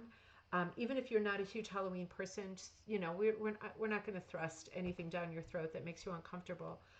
That's just not my style. That's not our style as a group.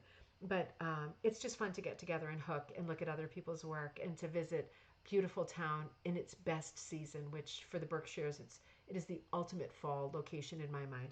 I think this part of the Berkshires, sorry, Kirsten, but I feel it's even better than Vermont. I do love Sugar Hill, of course I do, but this part of the Berkshires is incredible at that time of year. So those two things, yeah, climbing that hill, it will seem easy and normal. I guess it will, and it'll help me lose a little bit of weight. So Halloween Rug Hooking Magazine, we talked about some of the events that are coming up. I told you about Naomi's thing, and I told you about I'm teaching at the multi-strand braiding, and then I'm at the nutmeg thing next weekend. And I have returned. If you are very local to me, I have returned. I took some time off. I was doing every Friday at the UU Church in Hartford, Connecticut. I was doing every Friday for a while in the afternoon meeting because I taught rug hooking there. And then different people have been coming every week and either working on their hooking or their quilting or their origami. My friend Sherry came today. She was painting her glasses, like she paints sunflowers on glasses. So everyone does different stuff, but I have quilting. I'm sorry, I have hooking supplies there and crochet supplies and tons of bins of yarn and tons of books that you're super free to look at or keep. It's like a library that I set up there. So that space is there for you on Fridays. And I moved the time if you're local at all, you think, oh, maybe once a month I'll make the trip or something. Such a nice group of people. And if you are learning rug hooking or you're just getting started, I have supplies there for you. So you don't have to bring anything. I have backing. We can draw something. I have patterns there that I've already drawn. If you can make your way here or you're here on vacation sometime in the fall or winter or spring or whatever, and you think you're going to be near Hartford, let me know because the new time is Friday, um, 10 to 1 because I have to drop the kids off and pick them up. So now it has to be kind of couched into that morning break. But it is a lot of fun to go. And, even if I always say to people, bring your project, but also bring like your worries and your thoughts and stuff that you want to talk about. You can bring your bad mood. You can just bring a coffee. You don't have to bring anything to work on, and just sit and be around other people and enjoy, that nice cozy feeling of knowing that you're loved and wanted. And you can be creative if you feel like it, and if you don't, then you just leave it alone and it's not the right time. But that's always there for you if you are around Connecticut, around Hartford on Fridays. That's there for you every Friday. And it's there for me too. That is my therapy these days. So I started back on that this morning, and that will be every week, just so you know. Karen, what is the nearest airport to the Berkshires? That's a great question. When I looked last, it was a bit of a drive. Um, Karen, if you come into Bradley, I'll just go pick you up. Bradley is in Granby, Connecticut, and from Granby, it is exactly, well, not exactly, it's about 50 minutes, 50. Can be an hour if you hit traffic, but coming into the that airport in Granby is called, Mom, what the hell's the airport called? Oh my God. Bradley. It's called Bradley Airport. That one's close. I wouldn't do Boston because Boston is much further. There might be more regional airports that I'm just not aware of, but Bradley is a big one. It's a fairly big one. It's an international one. Um, yeah. And so if some of you are having a thing where you're like, I want to come into the airport, we can figure that out, right? I'm very happy to come and get people at the airport and drive. It's not that far. I'm very happy to do that. We can figure out, like, I'll make a couple runs like the day before or 2 days before. I'm totally happy to do that. It's so worth doing that, right? Especially if like multiple people are coming and you're coming quite close together in time. We'll just make it work. I'll figure it out. There's probably airports that are regional airports that are closer up that way, but for me, I say Bradley because I know Bradley and I know my mom is just under.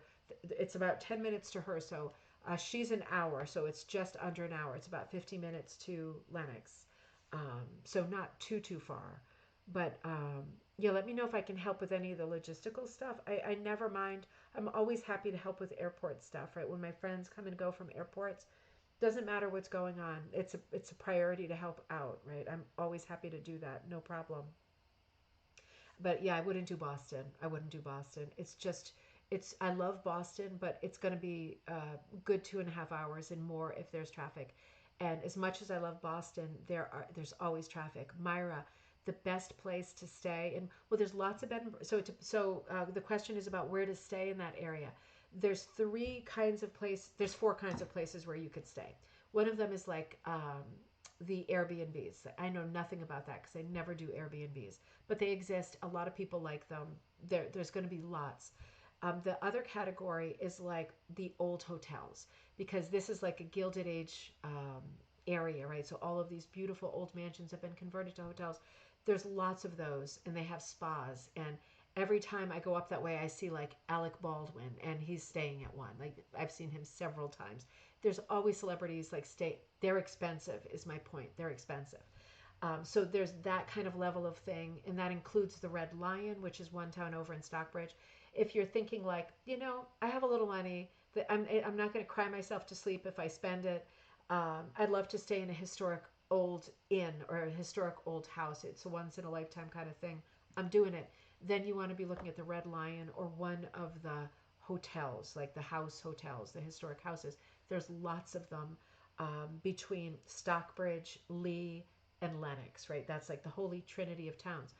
And then there is the bed and breakfasts. There are tons of bed and breakfasts that are still inexpensive. Like I say inexpensive. Of course, it depends on where you're from. So that's obnoxious for me to say inexpensive. But when I go to a bed and breakfast that's in a cute Victorian house and they're giving me like a big eggs Benedict for breakfast, I know it's going to be like $170 or something. I know it is. And if I go up to Maine, it's going to be that too, right? So it's not just like a Massachusetts thing or whatever. It's just maybe New England, and maybe that's high. I don't know. So there are the bed and breakfasts. You can get some of them lower. Booking earlier is the key. And the last category is the chain hotels. Now, I'm a big fan of chain hotels because I have kids, right? And just like the nature of having a waffle maker and having a pool is usually all it takes. There are a lot of chain hotels up that way, and they're not that far. Depending if you're renting a car or something like that. And again, if you're doing logistical stuff, just let me know because we can start brainstorming and saying, well, someone else is staying at that hotel and they are renting a car. We can make this work. We can make this work. The place that I would recommend first and foremost is called, it's one of the chains. I forget which one. It's like I want to say like not a Marriott, but not a Marriott, not a Hilton, one of the kind of lower chains. But the place is called the Oak and Spruce. And I'll tell you what, you can't beat this place. This place, it's not dead cheap, but if you're going with someone, it's like condos that people own and rent. Um, like we did one to Vermont recently. It's like a skiing thing. You know, we rented someone's place that they own, but they weren't there that week. There's lots of them, but this oak and spruce I stayed at last year, Shannon booked it, and we were there with Shannon's daughter Sam as well, so it was the three of us, and there were two bedrooms and then a full pull-out couch, huge living room, full-size kitchen, like I could have had Thanksgiving in the kitchen, places to sit. It was such a little porch outside. It was such a dream, and I mean, it was the same as like a bed and breakfast. There are chain hotels that aren't like that's a suite situation, the oak and spruce.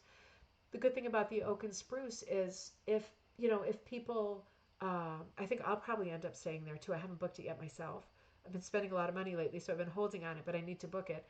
I'm just thinking in the evening, if people want to, and I do want to hang out and hook for a while in the evening, you want a big room like that where like literally 10 people could come and sit in the living room and hook. So the oak and spruce is a great. They have different deals at different times. Last year for Shannon and I, it was not expensive. Shannon, I don't know if you're still on, but it was not expensive at all. Holiday Inn. Thank you, Kirsten. It is a Holiday Inn. I saw the prices for now, the projected prices, and it was much higher. But I would say maybe ride the prices for a minute, wait and see what's going on with them. But also check the other hotels. The stuff in Stockbridge is ten minutes away, and even in the in season in the fall, you will find stuff that is like more around the 100 mark than the 200 mark. There's so much accommodation there. It's crazy.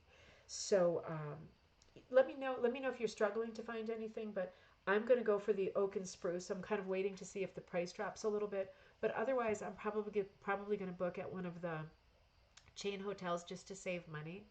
Um, yeah, we'll see. But I recommend the oak and spruce. I really recommend it. I think it's a great place. I've stayed in lots of bed and breakfasts in the center of Lenox over the years, like with old boyfriends, with my sister. Um, the two hotels that I stayed the most at in Lenox have switched hands in recent years. It used to be the Village Inn and the Candlelight Inn.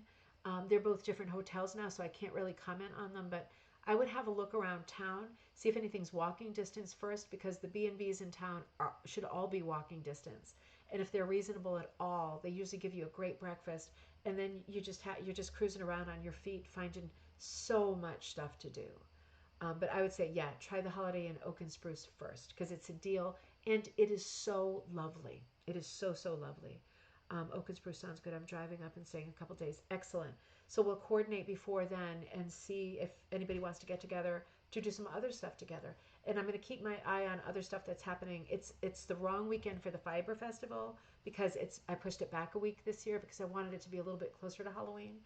Um, but there probably will be other stuff going on. So I'll keep an eye on events that are happening in different places.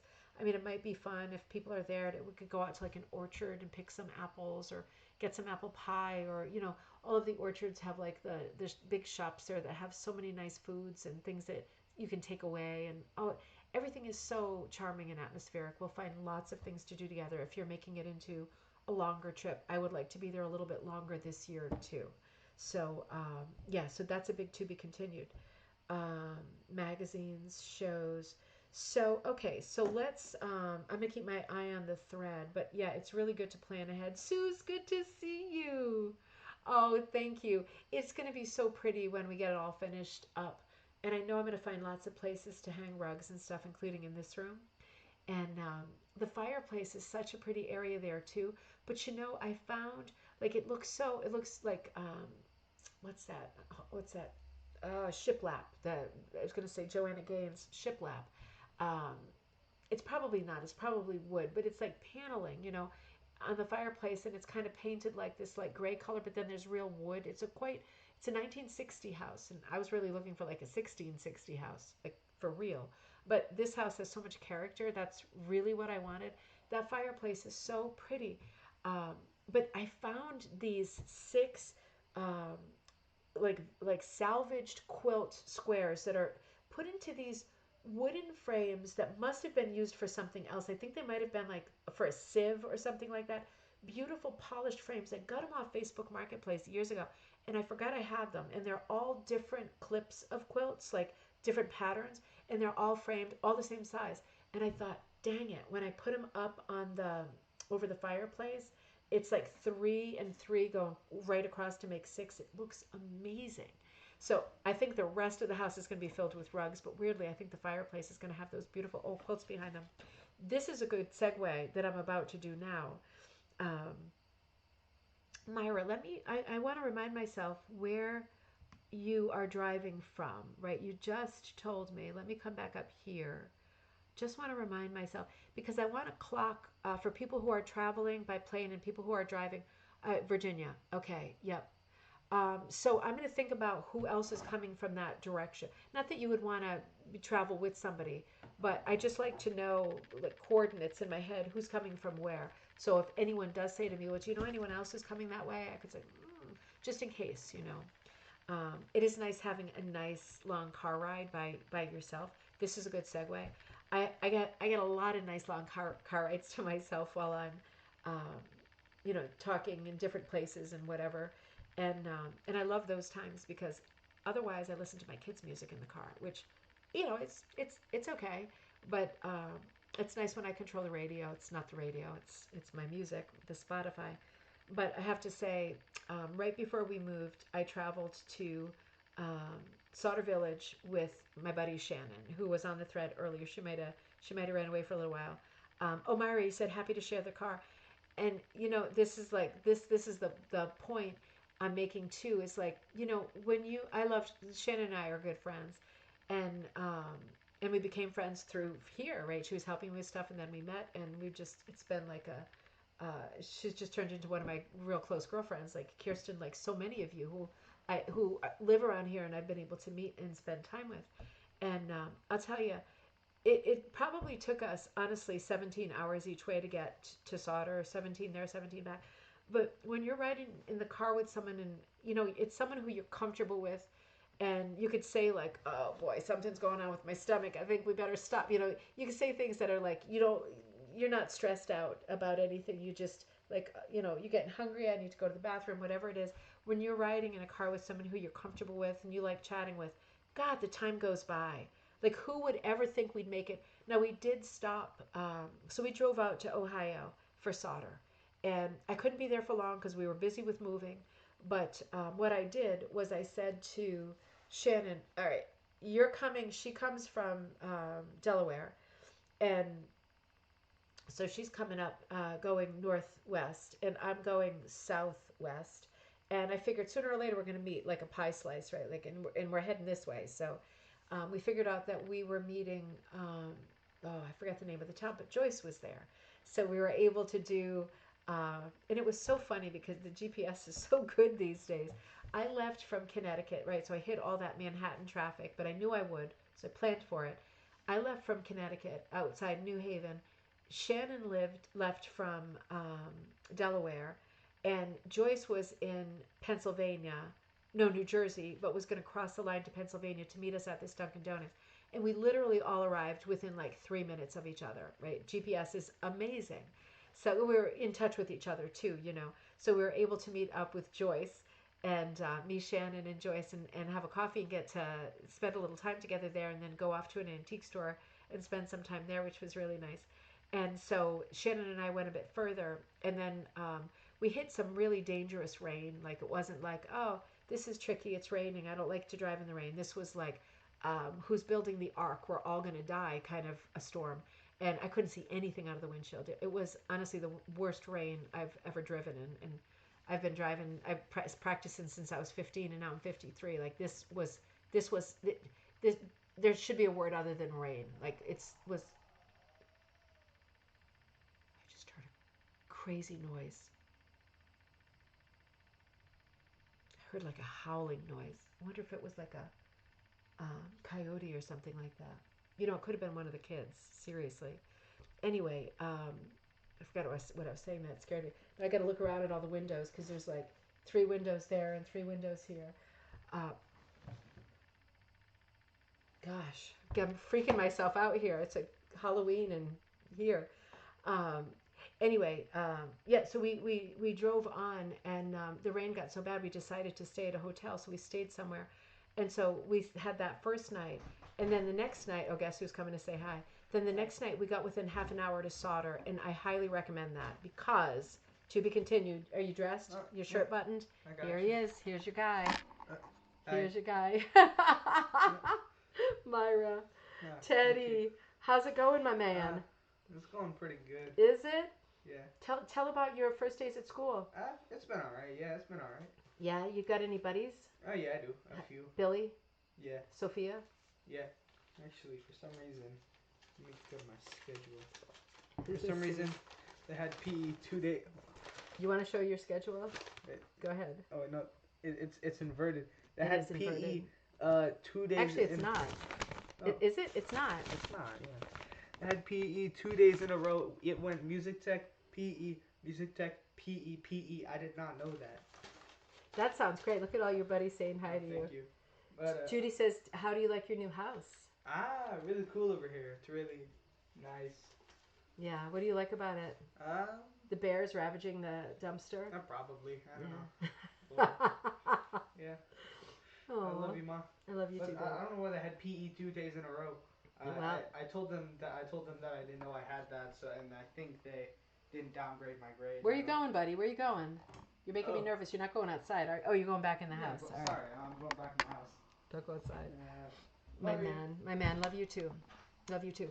So, so let's talk about Solder Village for a minute. It was I saw some of you at Solder Village. You know, I had mixed feelings about solder because I'd been so jerked around with them in past years that I was not excited at all about going. But you know, there was some changes, and I thought, let me give it a shot because I never want to be the kind of stubborn little rotten pig who doesn't do something and misses out on spending time with people I love just to be stubborn for the sake of stubbornness. I never want to be that kind of a pig.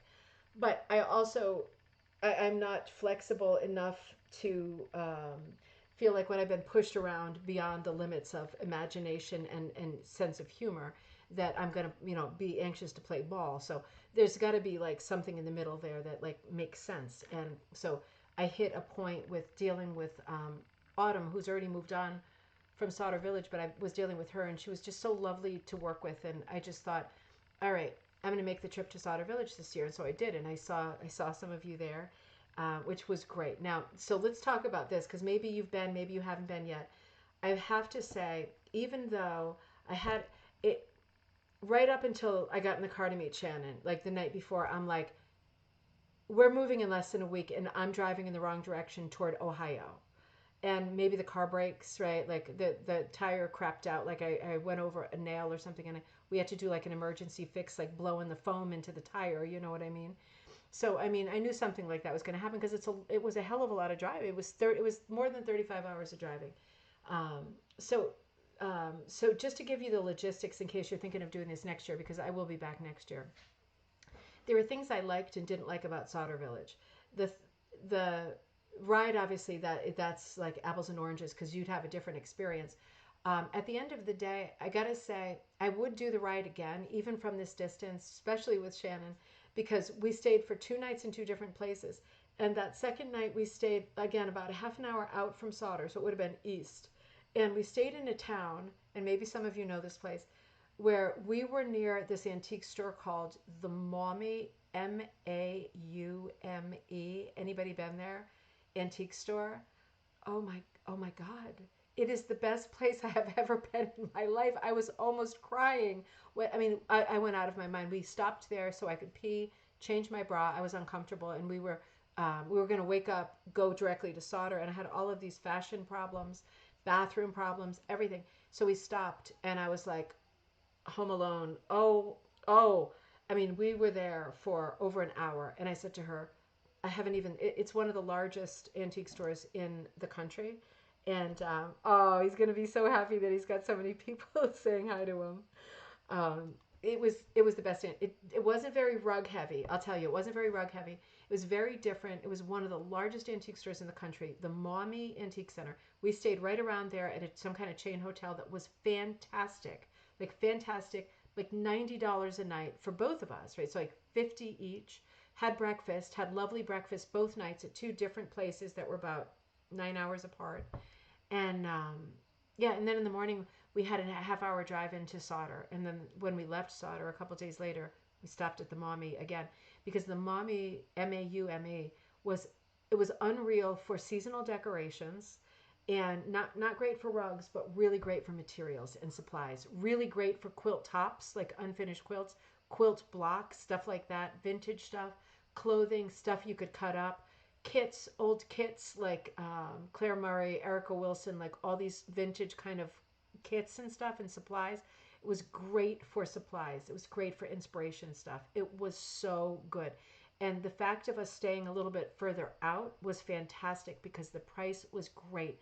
The hotels, both hotels we stayed at on the way there and then on the way back, we stayed at a third place, a different, just wherever we landed that night. They were all impeccable, like great food, safe, nice, under $100 a night for, two queen beds or two full beds or whatever. Fantastic. So that all worked out really good because I got to say, what really surprised me in going to Sauder Village. Now, if you haven't been to Sauder Village, think of how you imagine that it's like.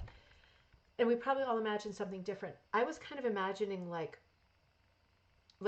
here in Connecticut, we have a couple of casinos, and I hate casinos. But when there's a big trade show, like next weekend, there's a retro gaming thing that I'll certainly have to take the kids to, and there's big concerts there. I find myself going more than I would like to go, and I don't ever do the gambling part of it because it really repels me. But I do love. There's nice food there, lots of nice choices. There's great events that come and go, and there's great music that comes and goes. So I find myself there a lot. Those places are like huge empires where you get lost, and there's all these conference rooms, and there's conventions within them, and you go to the convention, and it's many rooms, and there's escalators. I pictured Sauder Village like that. So I was picturing it to be really large. I knew that it had like a living history element to it, like Sturbridge Village or Mystic Village or Plymouth Plantation, like in Strawberry Bank, right? Whatever yours is where you are. So I knew that there was an element of that to it, but I was picturing like it's gonna be like this little village with people dressed up like colonial dames, right? Or like goody whatevers, and then there's gonna be this big convention center, and it's gonna be like this maze. It wasn't like that at all. I could not have been more surprised. I'm looking at the GPS, and we're getting closer and closer, and I'm like, we're 3 minutes away, and I still see nothing but cornfields. It's just cornfields, and we're looking at the stuff going, what's going on? In fact, because the theme of this Magpie that's about to come out, it's going to press tonight. I think my husband's working on it right now, like formatting it with the last changes. Judy just sent some last minute changes this morning. So barn quilts is the theme of that. Well, we drove by so many barn quilts while we were going through these cornfields, and this is the barn quilt trail right outside Sauder Village, right, for the Black Swamp in Sauder Village. And so Northwest Ohio, this thing, you can follow the map with the barn trail, and we can do this together next year. If you all are going to go, we can do this together. But it shows you these buildings all have these barn quilts, and you can actually drive around and see the different barn quilts on them. Because I said to Shannon, we saw flying geese, 100%. We took a picture here, and I posted it in our Facebook group. We saw the barn where there was flying geese, and that was in Wauseon, Ohio. Marv and Kathy Leatherman bought this place in 1978. They both love local history, are involved with the Fulton Company Historical Museum. They enjoy watching the geese fly north in the spring and south in the fall. Kathy is a quilter and enjoys learning about quilt history, although not confirmed by historians. Popular folklore hints that the flying geese pattern may have been used as a directional sign for the Underground Railroad. We've been talking about quilts a lot lately. And so this was a lot of fun for me. So we saw that one just as we were driving. I'm sure we saw several, but I'm keeping this until next year because that was a lot of fun. We were just driving through cornfields like idiots. And then we pulled into the parking lot, little parking lot, very small. I'm not complaining. I get overwhelmed easy. Very small. And I said to Shannon, we're probably going to be able to look at the rug show and check out the vendors because we don't really need to buy anything. And then we can do Sauder Village after, all in one day. How crazy am I? I mean, we got it because we had stopped at the Mommy first, right, to boot. And we got in there, and this is what it's like. you go in there first, it's like, who are you, where are you? See, that's always the thing with these places. The part that I struggle with the most is like the admin aspects of it. Like there was some admin stuff that happened with the rug show, like um, real specifically. I'll just tell this story just so you know, right? Because a lot of people said, I'm passing this on because I experienced this too. A lot of people said to me, I will never send a rug in again because the experience is too frustrating. So I'm just going to pass this on. You can take it or leave it because most people have good experiences, but yet there are moments. So I was very lucky because I had the whole haunted rug show that needed to move. And so I was not able to go to Sauter for the full, it's over a week if you're going to drop the rug show off before it opens. And then you can't pick it up until after it closes. So it's more than 7 nights. I did not have that to do with the moving and everything. And the kids going back to school and everything. So I was able to drive the rugs to Vermont and to Nancy of Fluffy Peachy Bean. And she drove them because she was driving anyway with her stuff as a vendor. And and then Kirsten went to pick up the rugs for me. Thank you, Kirsten. I'm headed your way hopefully in about a week. So I was able to safely have trusted friends transport the rugs. And a few people who had stuff in the Haunted Rug Show, it made more sense for them to send their rug directly to Sauter Village. I had 50 spots in the show. I'm not going to start. I'm not going to get angry again because, man, I was off my chain. Um, there were 50 rugs in the show, and 2 of them arrived slightly late, like later in the afternoon on the day that they were being hung or whatever, and they refused to put those rugs up. They refused to put those rugs up. So I walked into the, a display area. I get it that there's rules. I get it that there's rules, but rules should never be such that common sense is ignored, right? There has to be some balance for grown-ass people, between like what is the rule and what actually makes sense and what's really safer for these people's rugs, right? These are like possessions that have value. So unfortunately, it was Susan Wentworth, and I'm super sorry about that, and my friend Robin. Robin's rug, just in the case of Robin alone, because hers was a spectacular problem. Susan's got returned, so it never hit the wall. Robin's arrived, and it arrived after the curator put the rugs up. No offense, but I thought I was the flipping curator, right? It's my exhibit. I synthesized this group of rugs, right? I designed that, whatever. So the curator already put the thing up. So I arrived and I said, I behaved very badly. If you saw me, I apologize. I behaved moderately well the first 3 times I had this conversation. And then the 4th time it was like, all bets are off. Uh-oh. So I went up to the desk, the welcome desk. And you know how sometimes you go to a welcome desk and number 1, you don't feel very welcome. And number 2, you sometimes get, and of course there's different people coming and going at the welcome desk. So you get the impression that you're not only unwelcome, but that, when you ask someone something and you know that they want to say no rather than yes, you know they would love to turn you down, and they're going to. They're going to figure out a way to do that rather than having that sort of countenance of like, well, tell us what you need. What's going on? Let's talk rugs. It was like I went up there and I said, okay, so I'm missing Robin's rug, and I can see from the tracking that it arrived, and there's a giant hole in my display. Like there was a hole. Like it was all packed, and then there was a hole, and that's where Robin's rug was supposed to go. Well, it did arrive. It did arrive, and it's sitting behind the counter. Right? I'm going to do it like this. Here's the counter. It's sitting behind the counter. Okay. Give it to me. I'm sorry, we can't give it to you. I'm sorry, the rug is in my show. I'm a personal friend of Robin, right? I've flown to Wisconsin and spent time with Robin. Robin and I are friends. I need the rug. I'm putting it up in the. Give me the rug and give me the T-pins. It turned into one of these, like I was going to a bank and I'm like, give me the rug and give me the T-pins. Like it got crazy.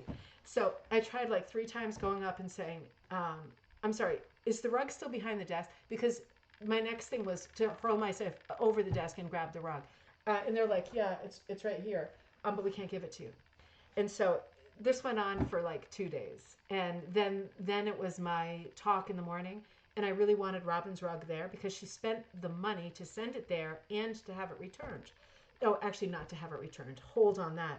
So to make a long story short, the rug never went up.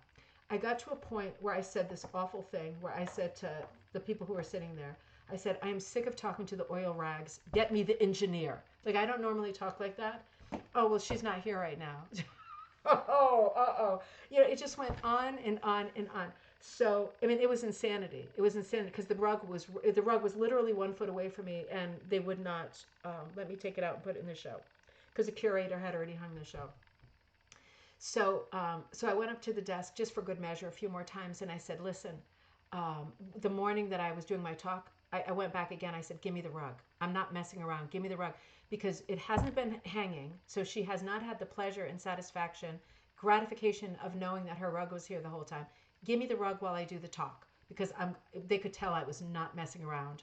I want to at least hold the rug up so she can see me holding the rug up, you know, for the people who were there signed up for the gallery talk. And they did bring the rug out for the gallery talk. So they allowed me to hold it up. And I was able to show that rug during the gallery talk. And I said to them after the gallery talk was over, I said, and again, I'm just telling you this as an example because who needs this, you know what, in their lives. I said, okay, so when the show closes on Saturday, I will already have been gone for almost 48 hours, 24 hours. Um, yeah, no, I know. I mean, well, I mean, it was actually UPS, and it was a day late. She spent a fortune to mail this thing. So I said, so when the show comes down, it's on my paperwork that her rug is supposed to go with my rugs, with the haunted rugs, even though it wasn't hanging with it, back to Vermont with Nancy because I'm going to put her rug up in the show for the Halloween party, our Halloween party in October. Okay, no problem. We'll just get in touch with her and make sure that that's okay. That's fine.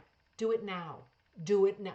I get so bad. I'm telling you, there's something wrong with me. I hit an age where it's just like, I said, do it now. And they're like calling and texting her. And I said, I want to know before I walk out the door that you got permission from her and that rug is going back with you know where I'm going with this, with the haunted rugs to Vermont so I can hang it up at the Halloween party. It's not the same as Sauter Village, I know, but at least it's displayed somewhere and people are enjoying looking at it, right? And then I said, then I'll send it back to you. Like, you know, she sent it to Sauter. I said, have it go back to Vermont. I'll display it in October, then I'll send it back to you. Very happy to do that. That's the plan. You know what happens next? I get back from Sauter Village. I start with the move. The ground starts falling out, quicksand, everything's crazy. I get a message from Robin. She said, you'll never believe this. Sauter Village just called. And they said, and Nancy was already back in Vermont with the rugs, like from the Haunted Rug Show. And they're like, your rug's still here behind the desk. Right, behind the desk. And she was like, no. Robin's saying, no, it got put with the stuff from Vermont and it's in Vermont now, so it's on its way to Deanna. And they were like, no, I'm holding it in my hands right now. And she was like, seriously? And they were like, yeah, well, I mean, we tried to reach you like over and over. And she's looking at her phone. She's like, no calls, no texts, no emails, no carrier pigeon with a note wrapped around its throat, no smoke signals in the sky, like nothing. So, yeah, so they ended up just sending the rug. All I'm saying is, I'm not sure. I loved Sauter Village. I really loved seeing the display.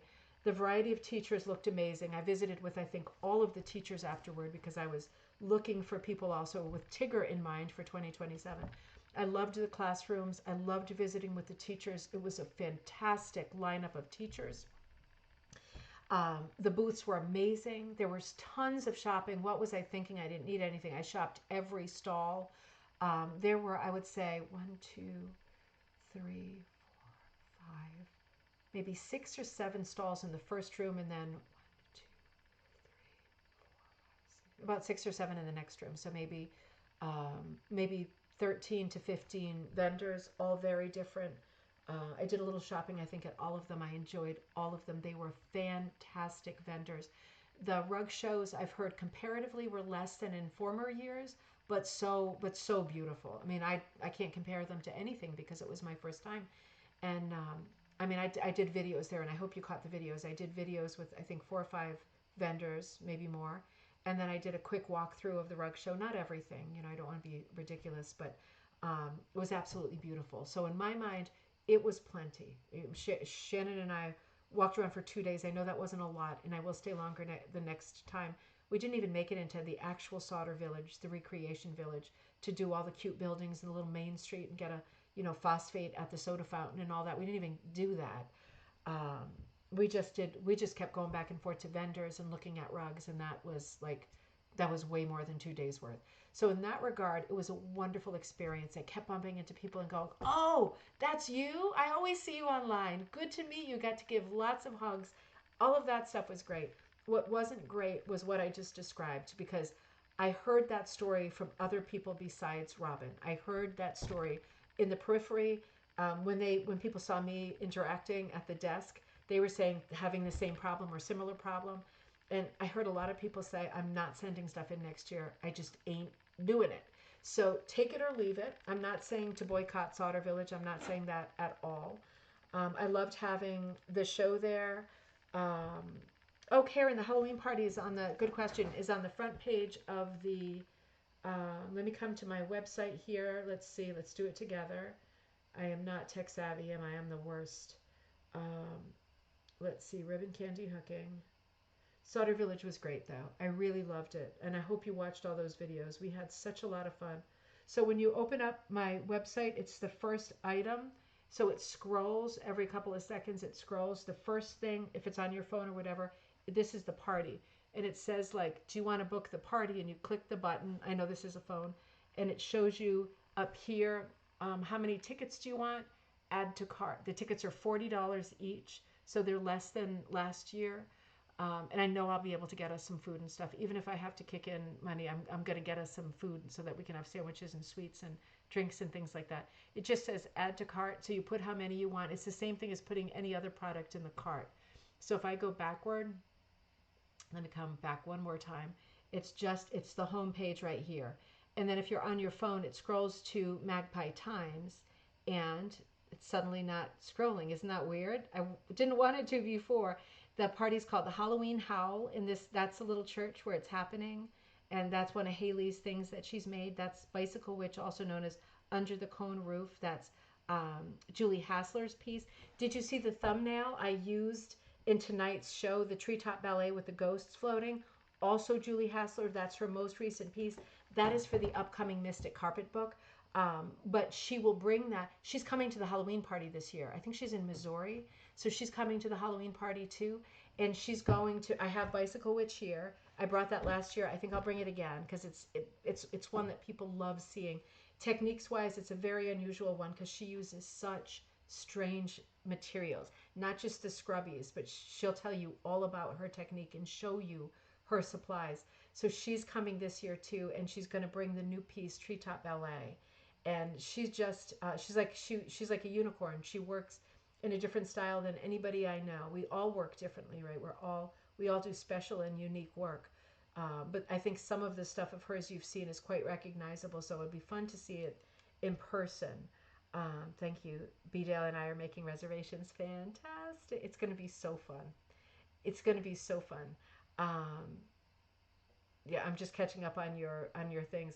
So yeah, please think about the Halloween party. I'm gonna log off in a minute. Let me just rack my brain, make sure we covered, because we had a lot to cover. I'm sure I missed tons.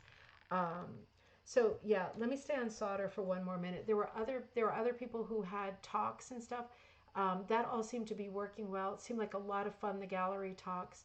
The gallery talks started an hour before the place like opened, the vendors and everything, because you needed the quiet. And it was okay to run over a little bit. I ran over just like 5 minutes with the Haunted Rug show. I showed some stuff from the Haunted Rug and some stuff from the Mystic Carpet, which will be the next book.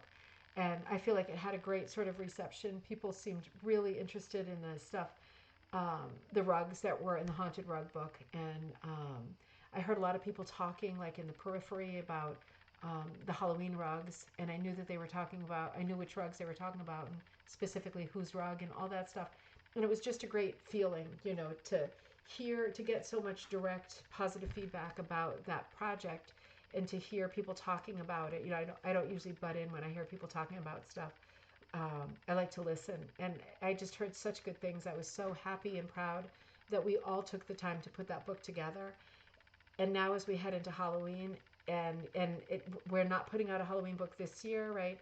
But next year the Mystic Carpet will come out.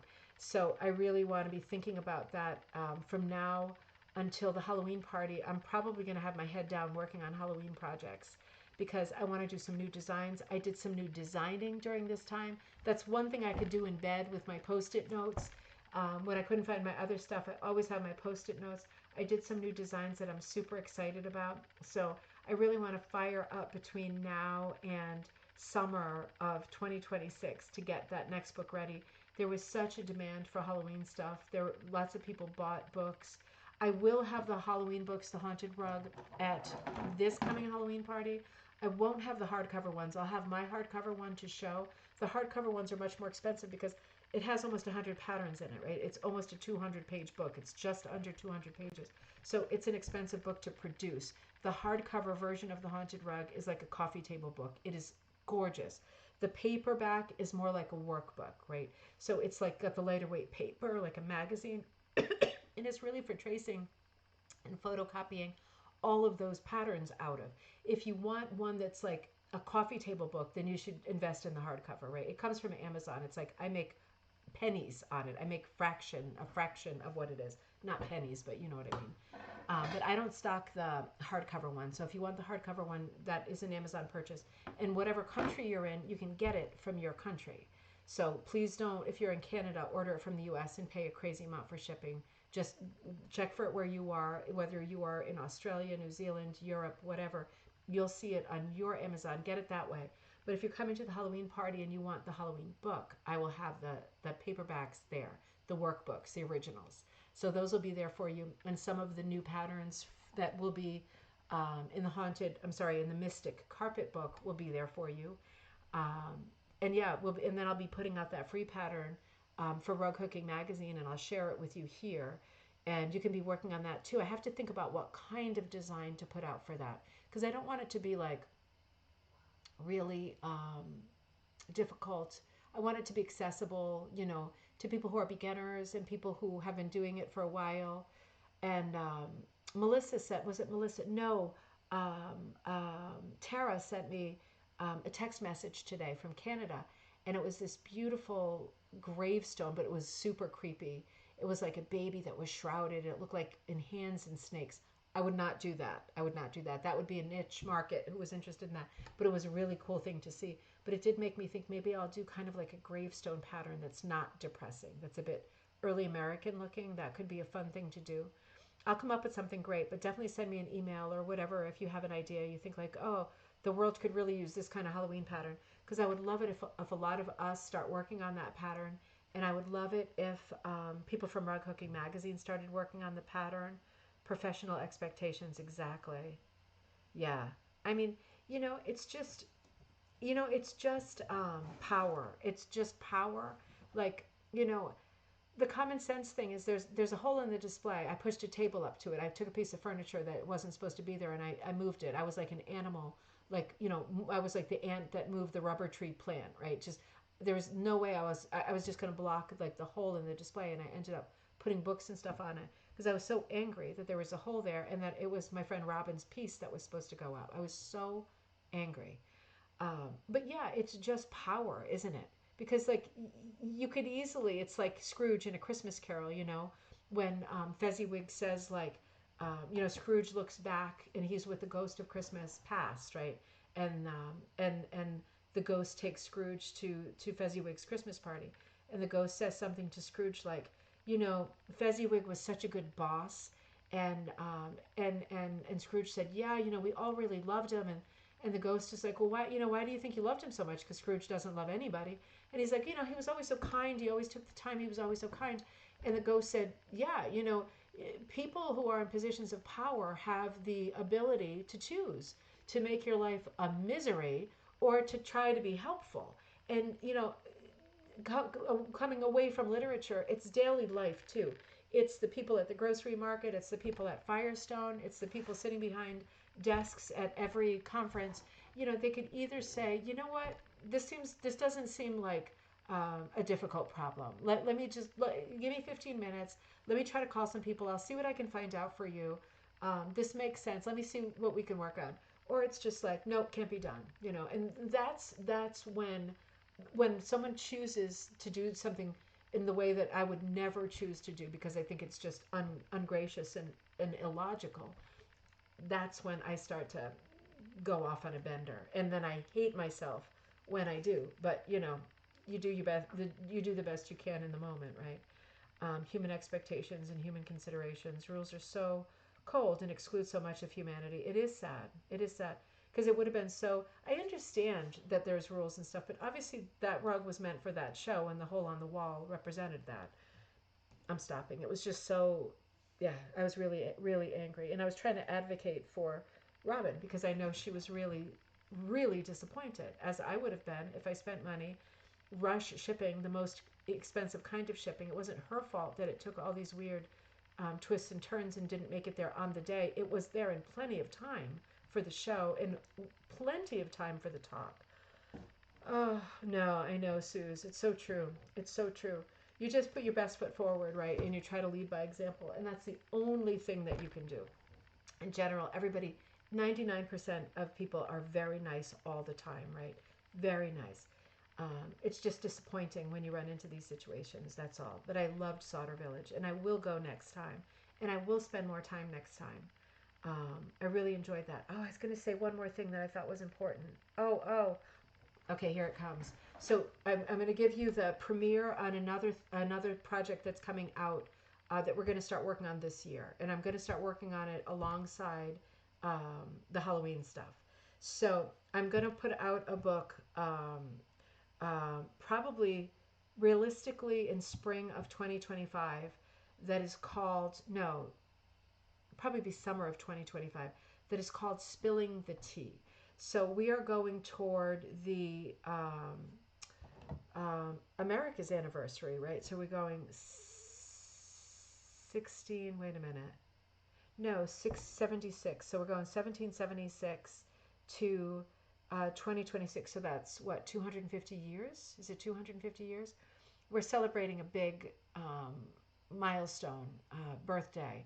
The U.S. is in 2026, next year. So I want to get a book out next year. You know, I'm a very liberal person myself, but I'm also a very patriotic person. And I want to put all of our thoughts, feelings, opinions, ideals aside and make a book about patriotism, about the history of this country, about us little farmers in sewn up clothing with bones for buttons, fighting the strongest army. No offense to the British, who I love and have lived with for a huge part of my life, fighting the strongest army in the world and winning. I want to celebrate that, and I want to create a book that I've already started designing for that is patriotic but more history based, with lots of history stories from history that you may not have heard.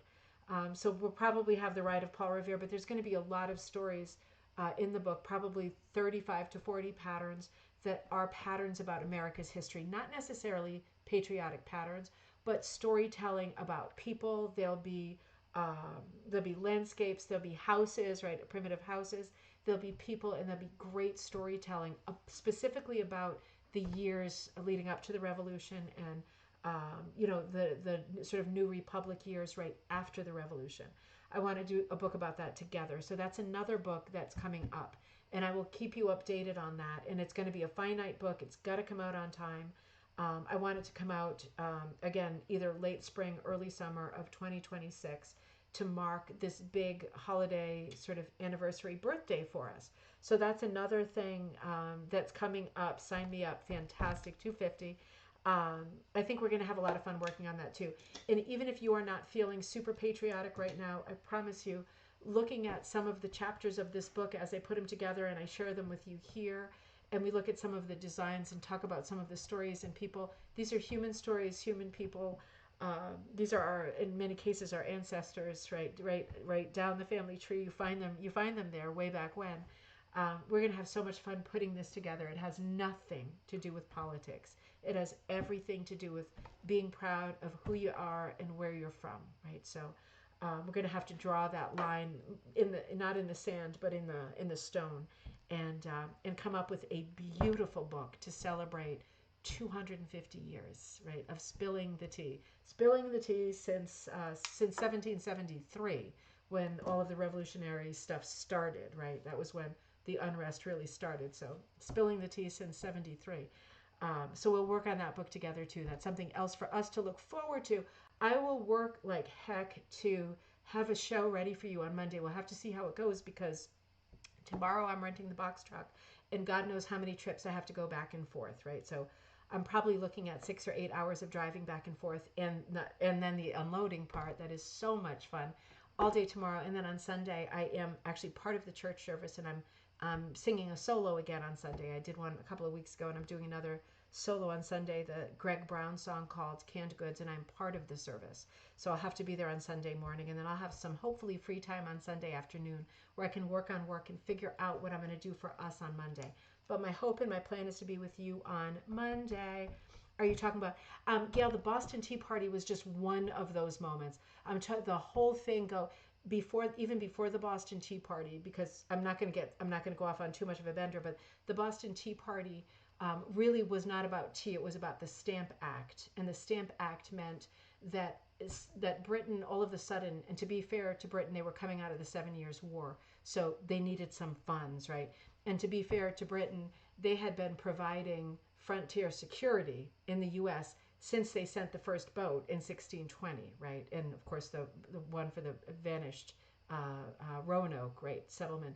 They'd been giving us frontier security and sending soldiers and people to help set up communities for, at that point, 150 years. So they wanted to collect a little bit more money from us, and they put the stamp tax into place. It had nothing to do with drinking tea, because it was a tiny sort of proportion of the population who drank tea. Believe it or not, it was mostly hard liquor, wine, beer, and stuff like that. Most people did not drink tea. People were drinking coffee too, but not in huge numbers. So tea was not the thing. The thing was that every box of tea came with this paper stamp on it. So nowadays, everything you've got, your phone, your book, your medicine, your glasses, everything comes with a sticker, like a price tag. It was the same thing. It was anything that had this piece, anything they could put, so not services, but any product that they could put this piece of paper on, it had a stamp on the piece of paper, and that was called the stamp tax. And the product cost more, and you were paying tax to it, but you were paying England for tax. And England felt that money was owed to them, and that was the thing. Everything was kind of like, no, I know you are, but what am I? Like, we were fighting back and forth, silly, stupid times, but Americans got really angry with the stamp tax because life started to cost them a lot more money. And they were thinking, well, the revenue from this tax is going to England, and we don't even have representation. Like the colonies don't have no taxation without representation. We don't have representation in Parliament. So they're not actually giving us anything helpful. They're just taking our money. And then people got really mad. And that's when the tea happened, spilling the tea. And that's when people started to really mobilize. So the stamp tax was really the thing, not the tea. But yes, the Boston Tea Party was definitely a huge part of that. People died that day. It was an awful thing. They were acting crazy. Everybody was really upset, burning effigies. You know, an effigy is like a scarecrow that's meant to look like someone, usually a tax collector. And if they burn an effigy of you, you better move fast, because they're probably coming for you next, like to kill you. Like that's just it was the times, and it was the way that it was. But there was a lot of negative feeling at that time. For so many different reasons, but it'll be so interesting to go exactly no taxation, unfair tariffs. Not going to start exactly. History just repeats itself over and over and over. But there's so many great stories in history that we can dive into in this book. And as Shannon and I, this is one of the things we were talking about. We're driving home from Sauder. It was her idea because she's ex-military, right? And my dad was military, and we were talking about patriotism and how it felt to be a person who still felt very patriotic in this day and age, at this moment. And she was like, the 250th anniversary is coming up, and I was like, oh my God, it is coming up. We should do a book. And she's like, yes, let's do a book. And she's like, I'll help you with the editing, because I know it's just another thing, but I'm like, it's going to be a worthwhile thing, and we have to do it. And then we started to brainstorm. We did lists and lists and lists of stories from history that were so interesting, like spies, whose female children who did spying, whose names you never knew, but small children who walked around with these big covered buttons on their jacket, and under the button was a folded up note that said where the redcoats were and what direction they were moving in. And all of these like unsung heroes, all of these stories of curious incidents that happened and mistakes that happened that maybe you remember from history, but maybe you don't, but that go back to the Revolutionary period. So I think it'll be a lot of fun to work on together, and I'm really looking forward to it. Gail, I had a lot of fun tonight too. We did some great catching up. I think we're pretty caught up. If I missed anything glaring, let me know. But we're working on our projects. We're going to be working on that. We're working on the Halloween book. We're going to be working on the next issue of Magpie Times. Get stuff to me for that as soon as possible. The deadline should, excuse me, be a little bit earlier. So this deadline was what? Was it August 1st? It wasn't August 1st, was it? Was it August 1st or September 1st? I think it was September 1st. Yeah, so we can't get stuff in December and then get it into the December issue. So this is going to have to be, we want some holiday stuff in the holiday issue. So if you've got some great holiday ideas, and I hope you do, the theme is sugar and spice. It was originally kitchen spice, but I think sugar and spice will be a little bit better. Think about things like knitting sweaters, like rugs that have obviously winter themes. I know a lot of people have hooked or made fiber something like gingerbread houses. Have you done any designs that include like cookies, cookie shapes, stuff with cookie cutters? Have you done anything like that? All of these things would fit great into the winter issue. Does anybody do a sister craft like knitting or cross stitch or a needle craft? Or you knit socks, something like that, and you think, ooh, because I always like to have some sister crafts where heavy emphasis on rug hooking. But if you do something similar and you think, ooh, I knit my own stockings for the chimney this year, or something like that, and you think, ooh, I could do an article about that, please think about it. Please be serious about it. We need your work. We really need your work. We've got a large issue coming out for fall. We want more large issues. We want to stick with larger issues, get bigger and bigger. Still no advertising, never advertising, but we need your content. We would love your great content. If you're thinking my stuff isn't that good, they don't want my stuff, please run it by me first, right? Because this magazine is geared for super experienced people, but also for beginners, right? So don't talk yourself down, don't talk yourself out of it. If you're thinking, well, I do have an idea, but I'm not really good at writing, write that to me, because I could say, listen, I can make a day where we can sit together on Zoom in the afternoon and you give me the ideas and I could work up the writing, right? If that's the only thing that's holding you back, you've got great photos to illustrate, and you just need help with part of it, and you're thinking, oh, I don't want to bother her, please bother me, right? This is all important stuff. Getting your work out in front of people is important to me, and I will make time for that. So don't ever think, that it's not good enough or that you're a bother. You can always send in ideas. The one thing I would say is make sure that you are not giving us images that are going to get us in trouble. Nothing that everything has to be in the public domain or something that you've taken a picture of yourself or something we have written permission for. For example, we used some images from the Shelbourne Museum that were Molly Naitobi images in the last issue, and I got in touch with the Shelbourne Museum and I got permission to use those images. So we always need to be careful about that stuff because it is selling, right? It's not, the magazine's on Amazon and it's selling, and I don't want to get in trouble. I don't want to lose the magazine. So just be sure that if you have any question about your photos, also talk to me about that. We can have a candid and casual conversation, and I'll say like, I'm not sure. What else can we do? Let's think about it. But I won't say, oh, let's pull the article. We'll figure it out, right? But that's the only thing that we have to really be careful about. Everything else we can work on together. Have a great night, everybody. It was great to be back together again this Friday. My plan is to be with you on Monday. I really hope I find something that we can look at together.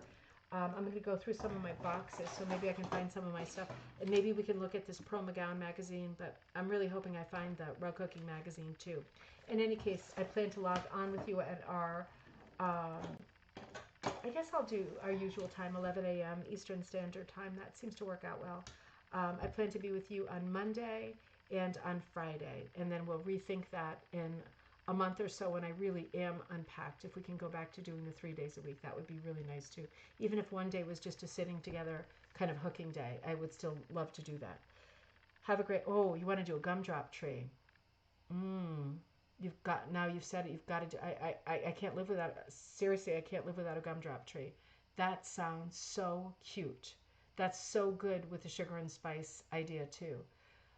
Because candies, gingerbread, stocking stuff, I don't want to do too heavy Christmas, right? If anybody has ideas for Hanukkah, Kwanzaa, like winter solstice, anything like that. We can go pagan, we can go Jewish, we can go Christian, we can go neutral. We can represent everybody. So if you have any ideas for things that you like to do, your traditions, also good issue for sending in some recipes. I'd like to see some recipes in there. Have you done any fiber ornaments? Does anybody do any needle felting with ornaments? Anything like that, small scale stuff? We could use that too. Be thinking about it. Let the ideas flow, right? Have another drink. Let the ideas flow. And oh, Linda says, oh, Linda, I didn't say hi to you. Did I say hi to you earlier? I feel like I didn't. It's great to see you. I hope that you are mending well too. You broke your clavicle, right? I'm so happy that you're there. It's very good to see you. And Linda says, take care, everybody, and stitch on. I'm going to end on that great sentiment. Take care, everybody. I'm borrowing Linda's words here. And stitch on.